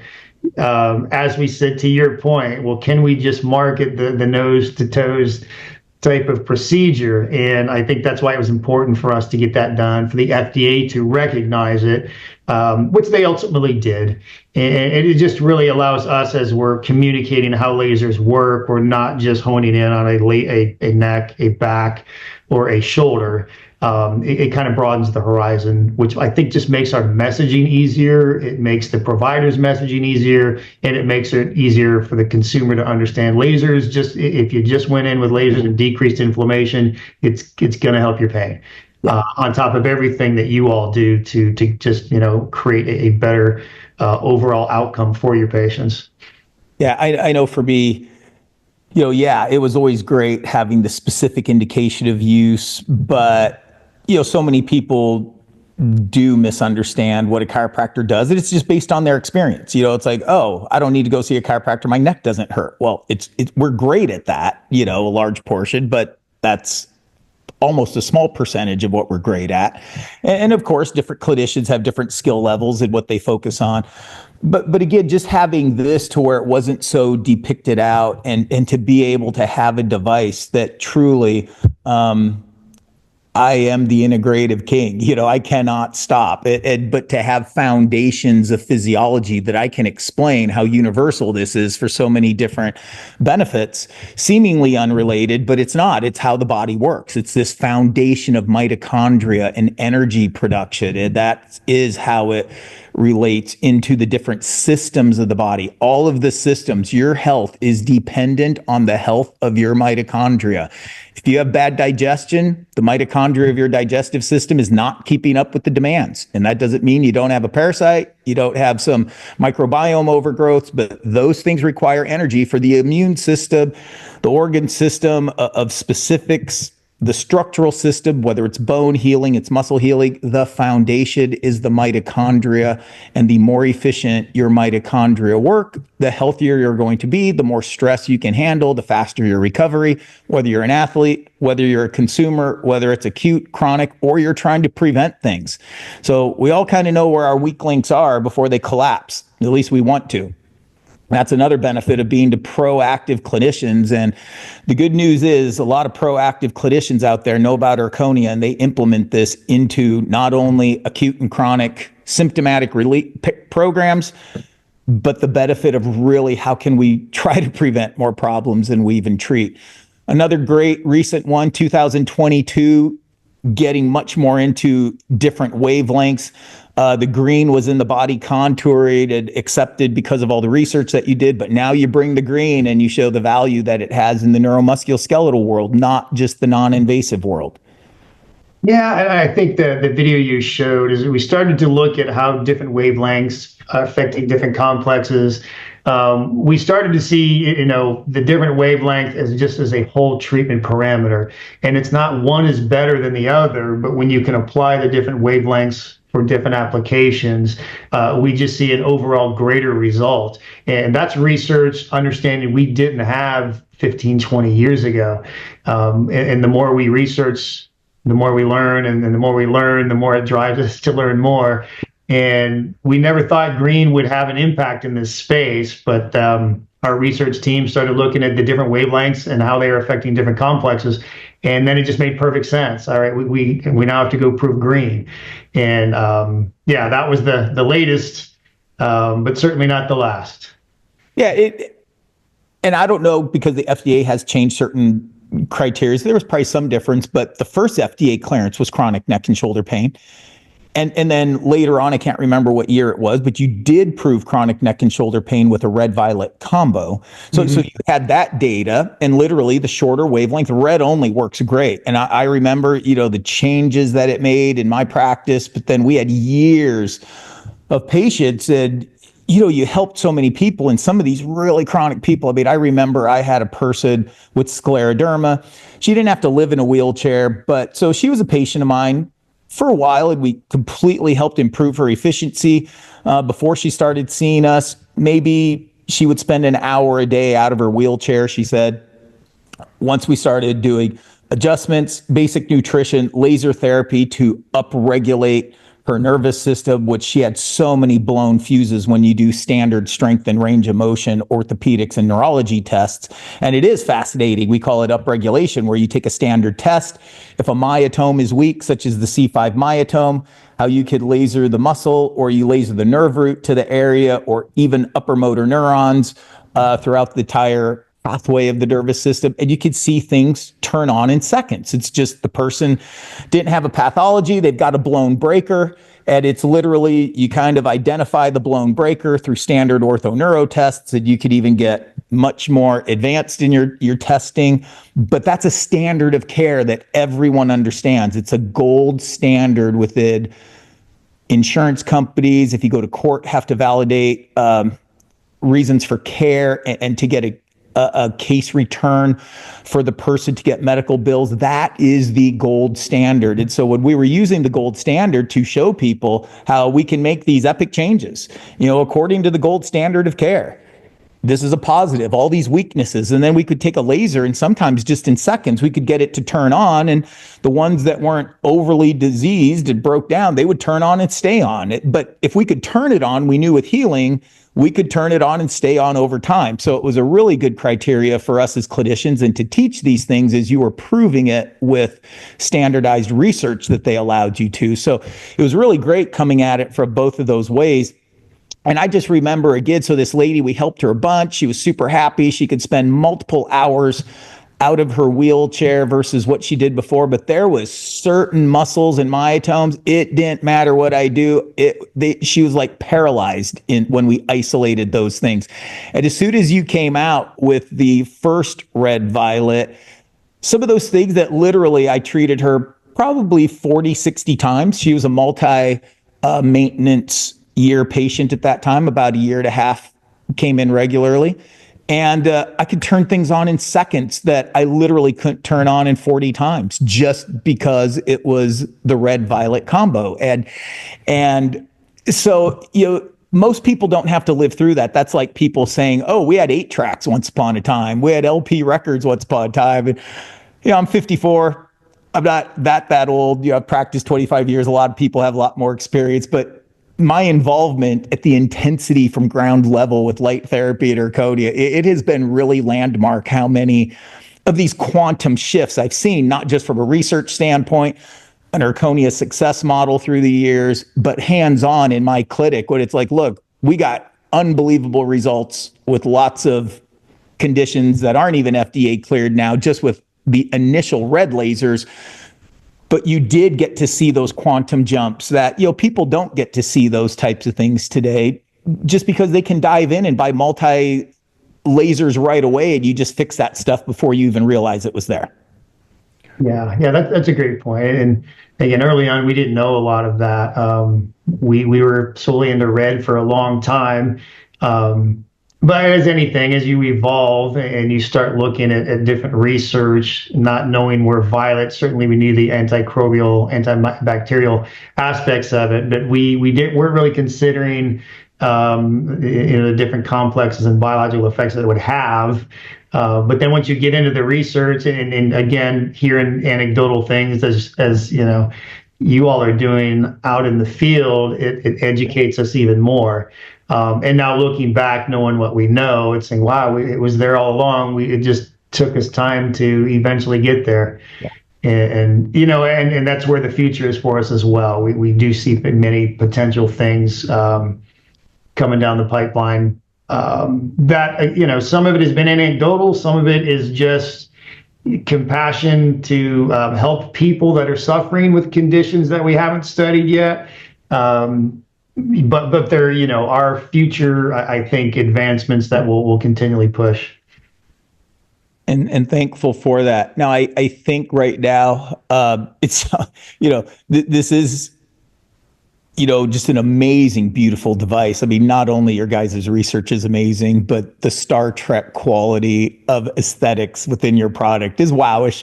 In 2023, we already talked about the progression of the non-invasive body contouring, that there is violet. So is this an exclusive violet device, the Zerona Z8? It is. Yeah, it's I guess you would say the next generation of Zerona. A little sleeker, a little more modern look. Obviously, the first one was 2008. So it's come a long way. And as I mentioned, I think the biggest benefit of that is just shorter treatment times, which I think is valuable to every, not only patient, but provider as well. Yeah. So 6 treatments was kind of the standard that got created within the non-invasive body contouring. And, it was 3 treatments a week for 2 weeks. And then you guys have done so many proper studies. It was 3 weeks of 2 treatments, 1 treatment for 6 weeks. And then as you use different colors, the foundation was kind of set to compare, the positive results you saw with red only. But then when you started bringing the green in and now the red or the violet in, there is that exact parameters. You get to compare apples to apples, even though you're using different wavelengths and we know the different physics of energy and those types of things. But the power output is exactly the same. So we really also get to see, really driving home that pure science and physics factor, understanding how shorter wavelengths have more energy, more electron volts per electron, and that increases the efficiency. So in the first study, and you could get results doing less, but I mean, that was the study. So it was 20 minutes front and back. So it was like a total treatment time of 40 minutes. And compared to those great results and great application in a business model that provided for people, now with the Z8, you're seeing, I'll let you explain that. Yeah, and you bring up a great point. We started out, and as you know, once you're in the middle of the trial, or even the beginning of the trial, you set the criteria. It was 3 times a week for 2 weeks. And there's where we got our market clearance. We found after market clearance, working with several people, that's not always the best schedule for the consumer. If we did it less, could we get just as good a result? So then we did a trial twice a week for 3 weeks, and we did see we garnered just as good a result. We had some clinics asking us, clamming us, listen, there's people that are doing, whether they have beach vacation or a reunion, and they want to know if they come in every day for a week, can they get the same results? We didn't really know that answer. We did that study as well, and we did not garner a good result. And then what that told us was the body is still processing. So by doing it more often wasn't really any more beneficial. So then when we made that jump to, okay, now we're at 2 times a week for 3 weeks. That seems to be the best for the patients and the providers. We had another provider, he was in a remote area, and my people want to come in once a week for 6 weeks. So we wanted to keep studying it to see where the magic happened. And again, in the clinical trial, you're so confined to it. But we did show a benefit once a week for 6 weeks, but it seemed to be the optimal was twice. And then went outside of the clinical trial doing the things that any other clinic or office would do to help enhance that. So when we got to Zerona, the violet Zerona, it literally was, let's stick with the 2 twice a week, and let's see if we can cut the treatment down from 20 minutes to 15 minutes. So you're not 40 minutes, now you're 30 minutes. And can we get the same results? That's the study that we've done so far. I think that seems to be where the magic is, twice a week. Number of treatments, yes, that was the clinical trial, is 6. I think that varies from patient to patient based on the discussion with the provider. Some people are wanting to give it longer for, even a more enhanced result. Some people want that 2 weeks to, as I mentioned, to get some of those events in life that they're trying to take advantage of. So, but clinical trial, we know that right now, twice a week for the given future until we do another study is where we're seeing probably the optimal. I would just say number of treatments, even though we did 6 in the trial, it's always best to just consult with the provider and let them give you the best treatment package for your desired result. But you are also with the violet. And again, the red works great. And the red was landmark. I mean, it was, I mean, we were watching Star Trek when this first happened. Like, we were all just mesmerized about the physiological response. And then especially when you find out there's zero damage to the tissue and how it makes that physiological response. But is it true with these latest studies that instead of 20 minutes each side, it's 10 minutes each side? So it's literally half the treatment time, but you even exceeded the results in inches lost with the violet? Yeah, there was a little bit better results. The treatment times definitely came down. Treatment times from red to green to violet, they vary a little bit. I guess in the case of violet, you could say enough to really make a meaningful impact. And the results, they were a little bit better. I think, though, the biggest thing that we've seen out of that was the shorter treatment time. Again, we know that whatever laser that you're using, whether it's green, red, violet, in the proper parameters, it is going to create the pore. And the fat is going to leak. It is going to do what it's designed to do. From there, we tell everybody, if you do nothing, just stay hydrated. Help the body do what it's there to do. Yeah. Flush all of that out.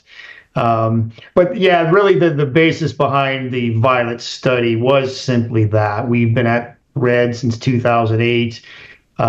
What's the next generation? Is it going to be better? Freshen up the look, of course, but better for us really became about treatment time, even though the overall result is slightly better. The biggest component does seem to be that the treatment time is cut down quite a bit. Yeah. And again, point taken that there's a lot, when you talk weight loss, of course, a lot of times people jump to diet and exercise. And I think your proper FDA clearance for this is inches loss. Correct. However, obviously diet and exercise have a lot to do with size and the whole metabolism, which we are super into in our clinic, but that's not allowed in any of these studies we're talking about. There was no, oh, you should drink more water when you do this. Like, no, there was zero modifications. If you're eating 12 Pop-Tarts a day and you're drinking 12 Cokes, it's like, we can't touch that. Like, however these people qualified, it's like there was no dietary advice, no change in diet, no exercise, no get 1,000 steps, get 10,000. There was nothing. It is lie face up, lie face down for the people that qualified for the study. And that was it. So if people choose to, so when people look at the studies from Erchonia, these are very legit results. And when you really understand the details of it, which if you're interested in that, I've got full presentations that even go in detail of how profound is that when you lose 1 inch on each thigh and 1.5 inches around the waist. Like, what does that mean in volume of fat? All that is in PerformancePractic TV. If you're interested, subscribing for that. We deep dive laser physics, the laser research, of course, exams, pre and post treatment protocols. So there's just so much information in that. But I always tell people, we all practice differently, different experiences. And it's like, when you look at the Erchonia research, that is the foundation for all of us. No matter if you're great at what you do, if you're new at what you do, that's the foundation for all of us. And what you do with it after that is up to you. But just understand how profound it is with no clinical skills and definitely no advice with diet and exercise when we're talking this industry. Yeah, and I really appreciate you pointing that out. Because a lot of times when competitors want to say, well, that's all diet and exercise, there was none of that. We couldn't even tell people to stay hydrated, and we certainly know that is one of the core foundations to do and to get the best result. But if you add any of those things, it's just going to enhance it. But clinical trials don't allow that, and understandably so. They don't allow nutrition, which we looked to do a study with that. We have not launched that study yet, and how we could enhance it potentially with nutrition. But right now it's standalone, just laser, and the baseline that you see on the study is the average result. Of course, there are betters, people, but the FDA doesn't allow us to talk about any of that. They only say this is what your market clearance allows you to put forth.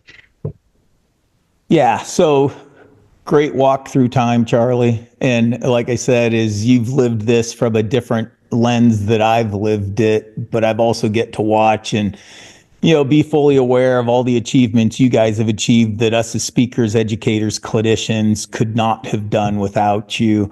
But it's really been an awesome journey. And I also realize it's kind of just getting started, which is much success has been the last 30 years. So we'll be closing here pretty soon. So just kind of pulling all this back.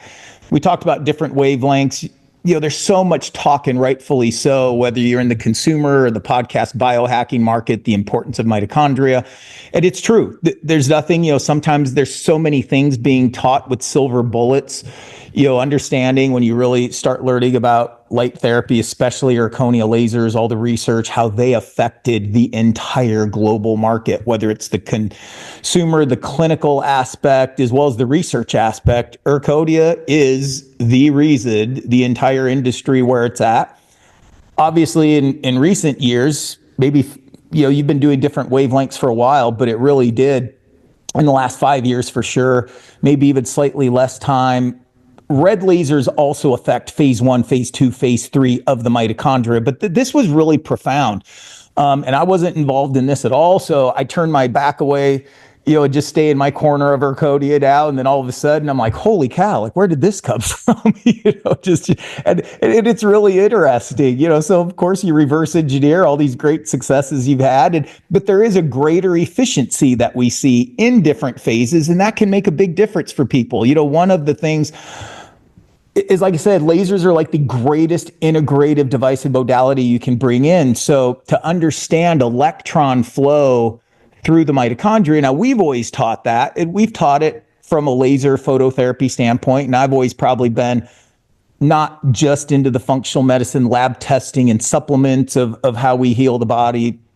My background is a strength coach. Everybody reaches a level. If you want to beat the man or woman, you got to out-eat the man or woman. So we obsess on nutrition protocols of eating, not just supplements. And, we like trying to get people on stage and the accuracy of wrestling and MMA weight cuts. That fascinates me. But I also know how lasers integrate into that and this electron flow. So even for some of the consumers, one of the real goals with Brain Body Fit is there's so much good information out there.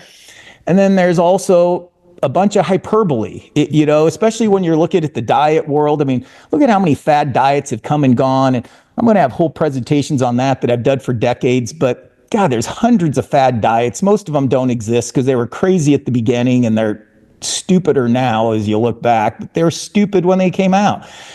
And whether you do keto and high fat or low carb, just understand there's only 3 metabolic pathways in the entire body, hundreds of different diets. But at a foundation of that, ATP is involved in all of them. I mean, all of them. The efficiency of ATP in the mitochondria is universal through every tissue, every metabolic process. So I want people to keep in touch with that. Whether you choose to go high fat, low carb, or thank God now, glycolysis from intelligent people is making a comeback. And it's not just brainwashing the last 35 years of carbs are bad for you, which obviously there's variables. But when you start getting into glycolysis, the new teachers and researchers call it the bioenergetic method of eating. And they kind of do. It's been around longer than keto. This is how everybody used to do it back in the day. But then it kind of got submerged in all the keto information and research. And that was neat because that's a totally different pathway. That's the oxidation pathway. And again, your body can convert fat into ATP. You're never going to convince me it's more efficient. I got more data than anybody as case studies and real application working with clinical people as far as how we affect these things with nutrient ratios. But I just want to really drive the point. One of our goals with Brain Body Fit is to bring epic cutting edge things, teach people the foundations of where it came from. It wasn't magic. There was a lot of work that went into this. I think teaching people the great people behind the great products adds a whole extra impact to it. But how these things correlate. And so, yeah, Erchonia, whether you're doing oxidation or glycolysis or the creatine phosphate pathway, it's involved. It's mitochondria and ATP. And then that also takes us into the aspect of how we want to make energy. And for those people who are really into the bioenergetic method of eating or studying the oxidation pathway, you should be able to take this information and integrate it into the food metabolic pathway and just understand lasers help it work more efficiently, especially if there's an injury to the metabolism. We can heal those things by structuring, get rid of the offending agents, use certain ratios of macronutrients to affect the efficiency of metabolism, whether you're primarily using glycolysis or primarily using oxidation. But understand, those cellular injuries and those mitochondrial injuries can be greatly enhanced by lasers all by themselves. But if you are that integrative person in the strength and fitness industry, as whether the clinical industry, the natural health industry, the mainstream medical industry, it's universal for all of us. And that's just a point we really want to drive home with Brain Body Fit, is how these things connect.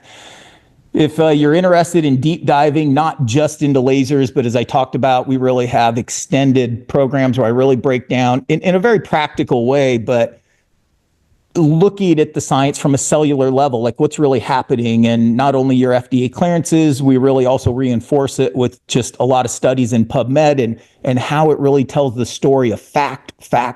Even though you've been cutting edge, you've influenced the industry so much, I really bring it together.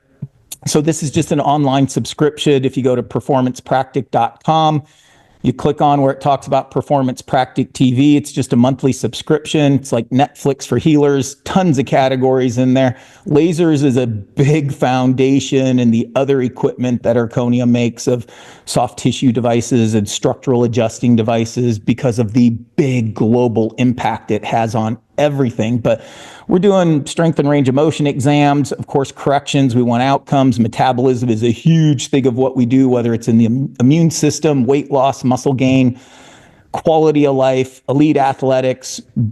But we talk about brain, peptides, stem cells, exosomes. So, I always kind of want people, we're not talking silver bullets, even though I love showing people things that can stand alone, and lasers can stand alone. I mean, if you did nothing except just had a laser clinic and just advertised to their sphere of influence, the FDA clearances just in the pain market that you have, with any decent marketing, there are so many people in that small demographic area. You should just be full, just helping you with people just with the pain FDA market clearances. So then you get into the body contouring. But for some of us who really start putting things together, and peptides are a big deal, and supplements are a big deal, and functional lab testing, and it should be. But understand very specifically how lasers fit into that, whether you're using them as the priority treatment, which they absolutely have proven to be able to do so, but how it integrates. So you can just kind of see I highlighted. So this is just kind of flow charts, what I teach a seminar, because we do a lot of comprehensive things, but there's a method to the madness. It is not random. You just skip steps that don't apply to that person. Whether they don't need it, they can't afford it, you always prioritize. And so Erchonia laser is very early on, and even though it's just on the structural side of the column, Erchonia lasers is introduced that early on, first visit within the report of findings of our initial exam. We introduce people to lasers for overall metabolism, that you would even incorporate more priority nutrition, but because of the physiological effects that Erchonia has on the energy of metabolism, it applies to all these categories. And then if you're basically a structural person, it's like, yeah, lasers work all by themselves, but the other benefit is that you integrate it, if you choose to, of how it's going to help your adjustments and structural corrections work better, whether you're a physical therapist or you're correcting asymmetries through stretching and strengthening. Anytime you can tell me what is the priority breakdown, whether it's stretching, strengthening, adjusting, correction, metabolic, what is the priority? Is it an organ? Is it the brain? Is it a system? lasers are going to help it work better. So all of these things, lasers are the greatest integrative device I could bring into my office for these things that we highlight here. And likewise, we do a lot of functional lab testing. We do supplements in our clinic. We really stress food. This is definitely more work for people, even though we've attracted a clientele that is extremely lifestyle medicine based, to where the majority of our people do our healthy eating programs, because that's the foundation way beyond supplements. And we want people to heal when they're not in front of us. But we know when people come to us, we're offering things to them, especially as lasers is one of our primary foundations that they cannot get anywhere else, even though these things are very popular.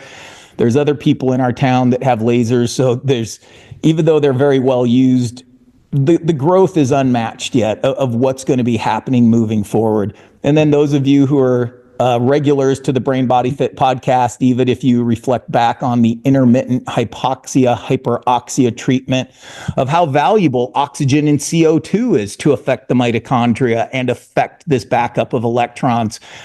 That works all by itself, but you can easily laser people while they do that. And the lasers are such a difference maker. I cannot even exaggerate that enough. We just do the best we can in this, and hopefully you guys start going to Erchonia seminars, you're meeting practitioners, you start implementing this yourself, and whatever, you'll never run out of things to do.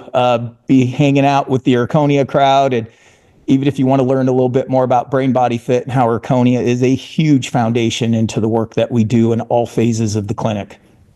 So stem cells, exosomes, peptides, I've bought into a clinic, into a lab that manufactures those things. It's so important to me. And it is here again, here's a whole subject of just how profound these things work by themselves, but like just using lasers for pre-injection treatment, post-injection treatment, there's a whole difference maker. That alone on that, I don't even know if there's research going on those things. It's legal to do those types of things, but we know from clinical application and usages that there is a difference maker, and we clearly understand where lasers make the difference compared to all the great stuff that's out there of how these things work by themselves. So I know you can't say everything. There's definitely proprietary things as you have so many studies, but well accomplished for 30 years. This is going to be like a time capsule. So you guys have, I love your trophy case of all the lasers and over the years that you have in the office. It's a historic, but this could be put in the Erchonia time capsule, since we've been together for so long on this specific subject. You're just going to keep going and all those types of things. But what can you share with the future of where what you've achieved in the last 30 years is epic, but what you're going to do in the next 5 years is probably going to equate to what you've done in the last 30 years, just because the whole world is moving faster? Yeah, I think you're right, Jerome. I really appreciate that.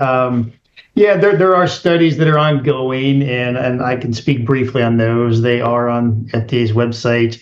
The next phase of us is really dealing with the brain, whether it's TBI or autism or Parkinson's.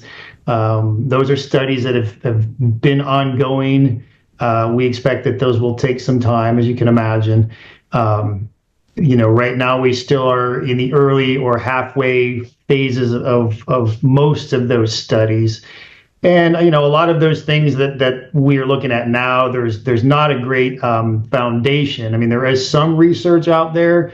So those protocols took some time to work through with the FDA and the criteria they're looking for. But all of that work is done. So it's now just working through the sites, getting people to come in, following the process, and wrapping up the protocols. So whether that's over the next year or 2 years, we should be able to share a lot more information. I would think hopefully by the end of this year, early next year, but that's really the next big phase. There's a couple other things that we're just beginning, but we really want to focus on the brain. We get a lot of people asking us, as I said, whether it's out of anecdotal or it's compassion, or you see things your family or friends go through. We really want to know the impacts that we can have in those areas right now, as well as others in the future. Well, I know it's going to be exciting because it's been amazing to watch things go in the time I've been around. And this is going to far exceed anything I've contributed in the past. So best way for people might not be able to talk to you, Charlie, directly as you're super busy and one of the founders of the company. So you deal with a lot of the decision making, but you've got great staff in-house. You've got great sales reps outside of Erchonia, so they might be able to match you up with people within the region around the United States and in other countries. So I'll just let you guys contact Erchonia, so you can call them at 888-242-0571. Go to the website, erchonia.com. That's ERCHONIA.com. And just as we're closing here, what does Erchonia mean? It is a word that means light. It's a Latin term. We had to just change the word around a little bit to get the trademark, but I know it sounds unique, Erchonia, but it simply is light. Yeah, it is, and that healing light that it is. Well, once again, Charlie, thank you so much for your time being on this podcast. Special thanks to all the great work you've done over these decades, the next decades. Erchonia is in great shape. The second generation, all your kids, it is a true family-owned business. So what is the impact your kids and everybody's having on? They're doing an amazing job. And so we'll just keep watching the great work you've already done. Okay, Jerome, thank you so much. Always great catching up with you. Thanks for the kind words and all the support this 20 plus years. It is. All right. You have a great rest of the day. Everybody out there, have a great rest of the day. Check out Erchonia, and I hope to meet you in the future related to this topic as well. Thank you for listening to the Brain Body Fit podcast, where we are dedicated to helping doctors and clients integrate clinical evaluation and performance enhancement. Please like and share this episode with someone who wants to empower their own health and actively participate in the health revolution of the growing millions. Epic changes are real. Visit us at PerformancePractic.com, where you can explore premium selected products and services that we have used to change the lives of thousands in our clinic and seminars for decades. Follow us on our socials. All the links are listed in the podcast description.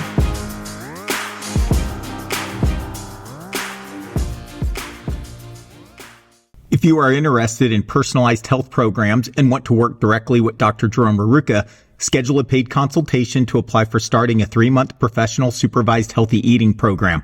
Also available are individual comprehensive restorative care program options with additional lab testing and services. Head over to PerformancePractic.com or simply click the link in the description to learn more and apply.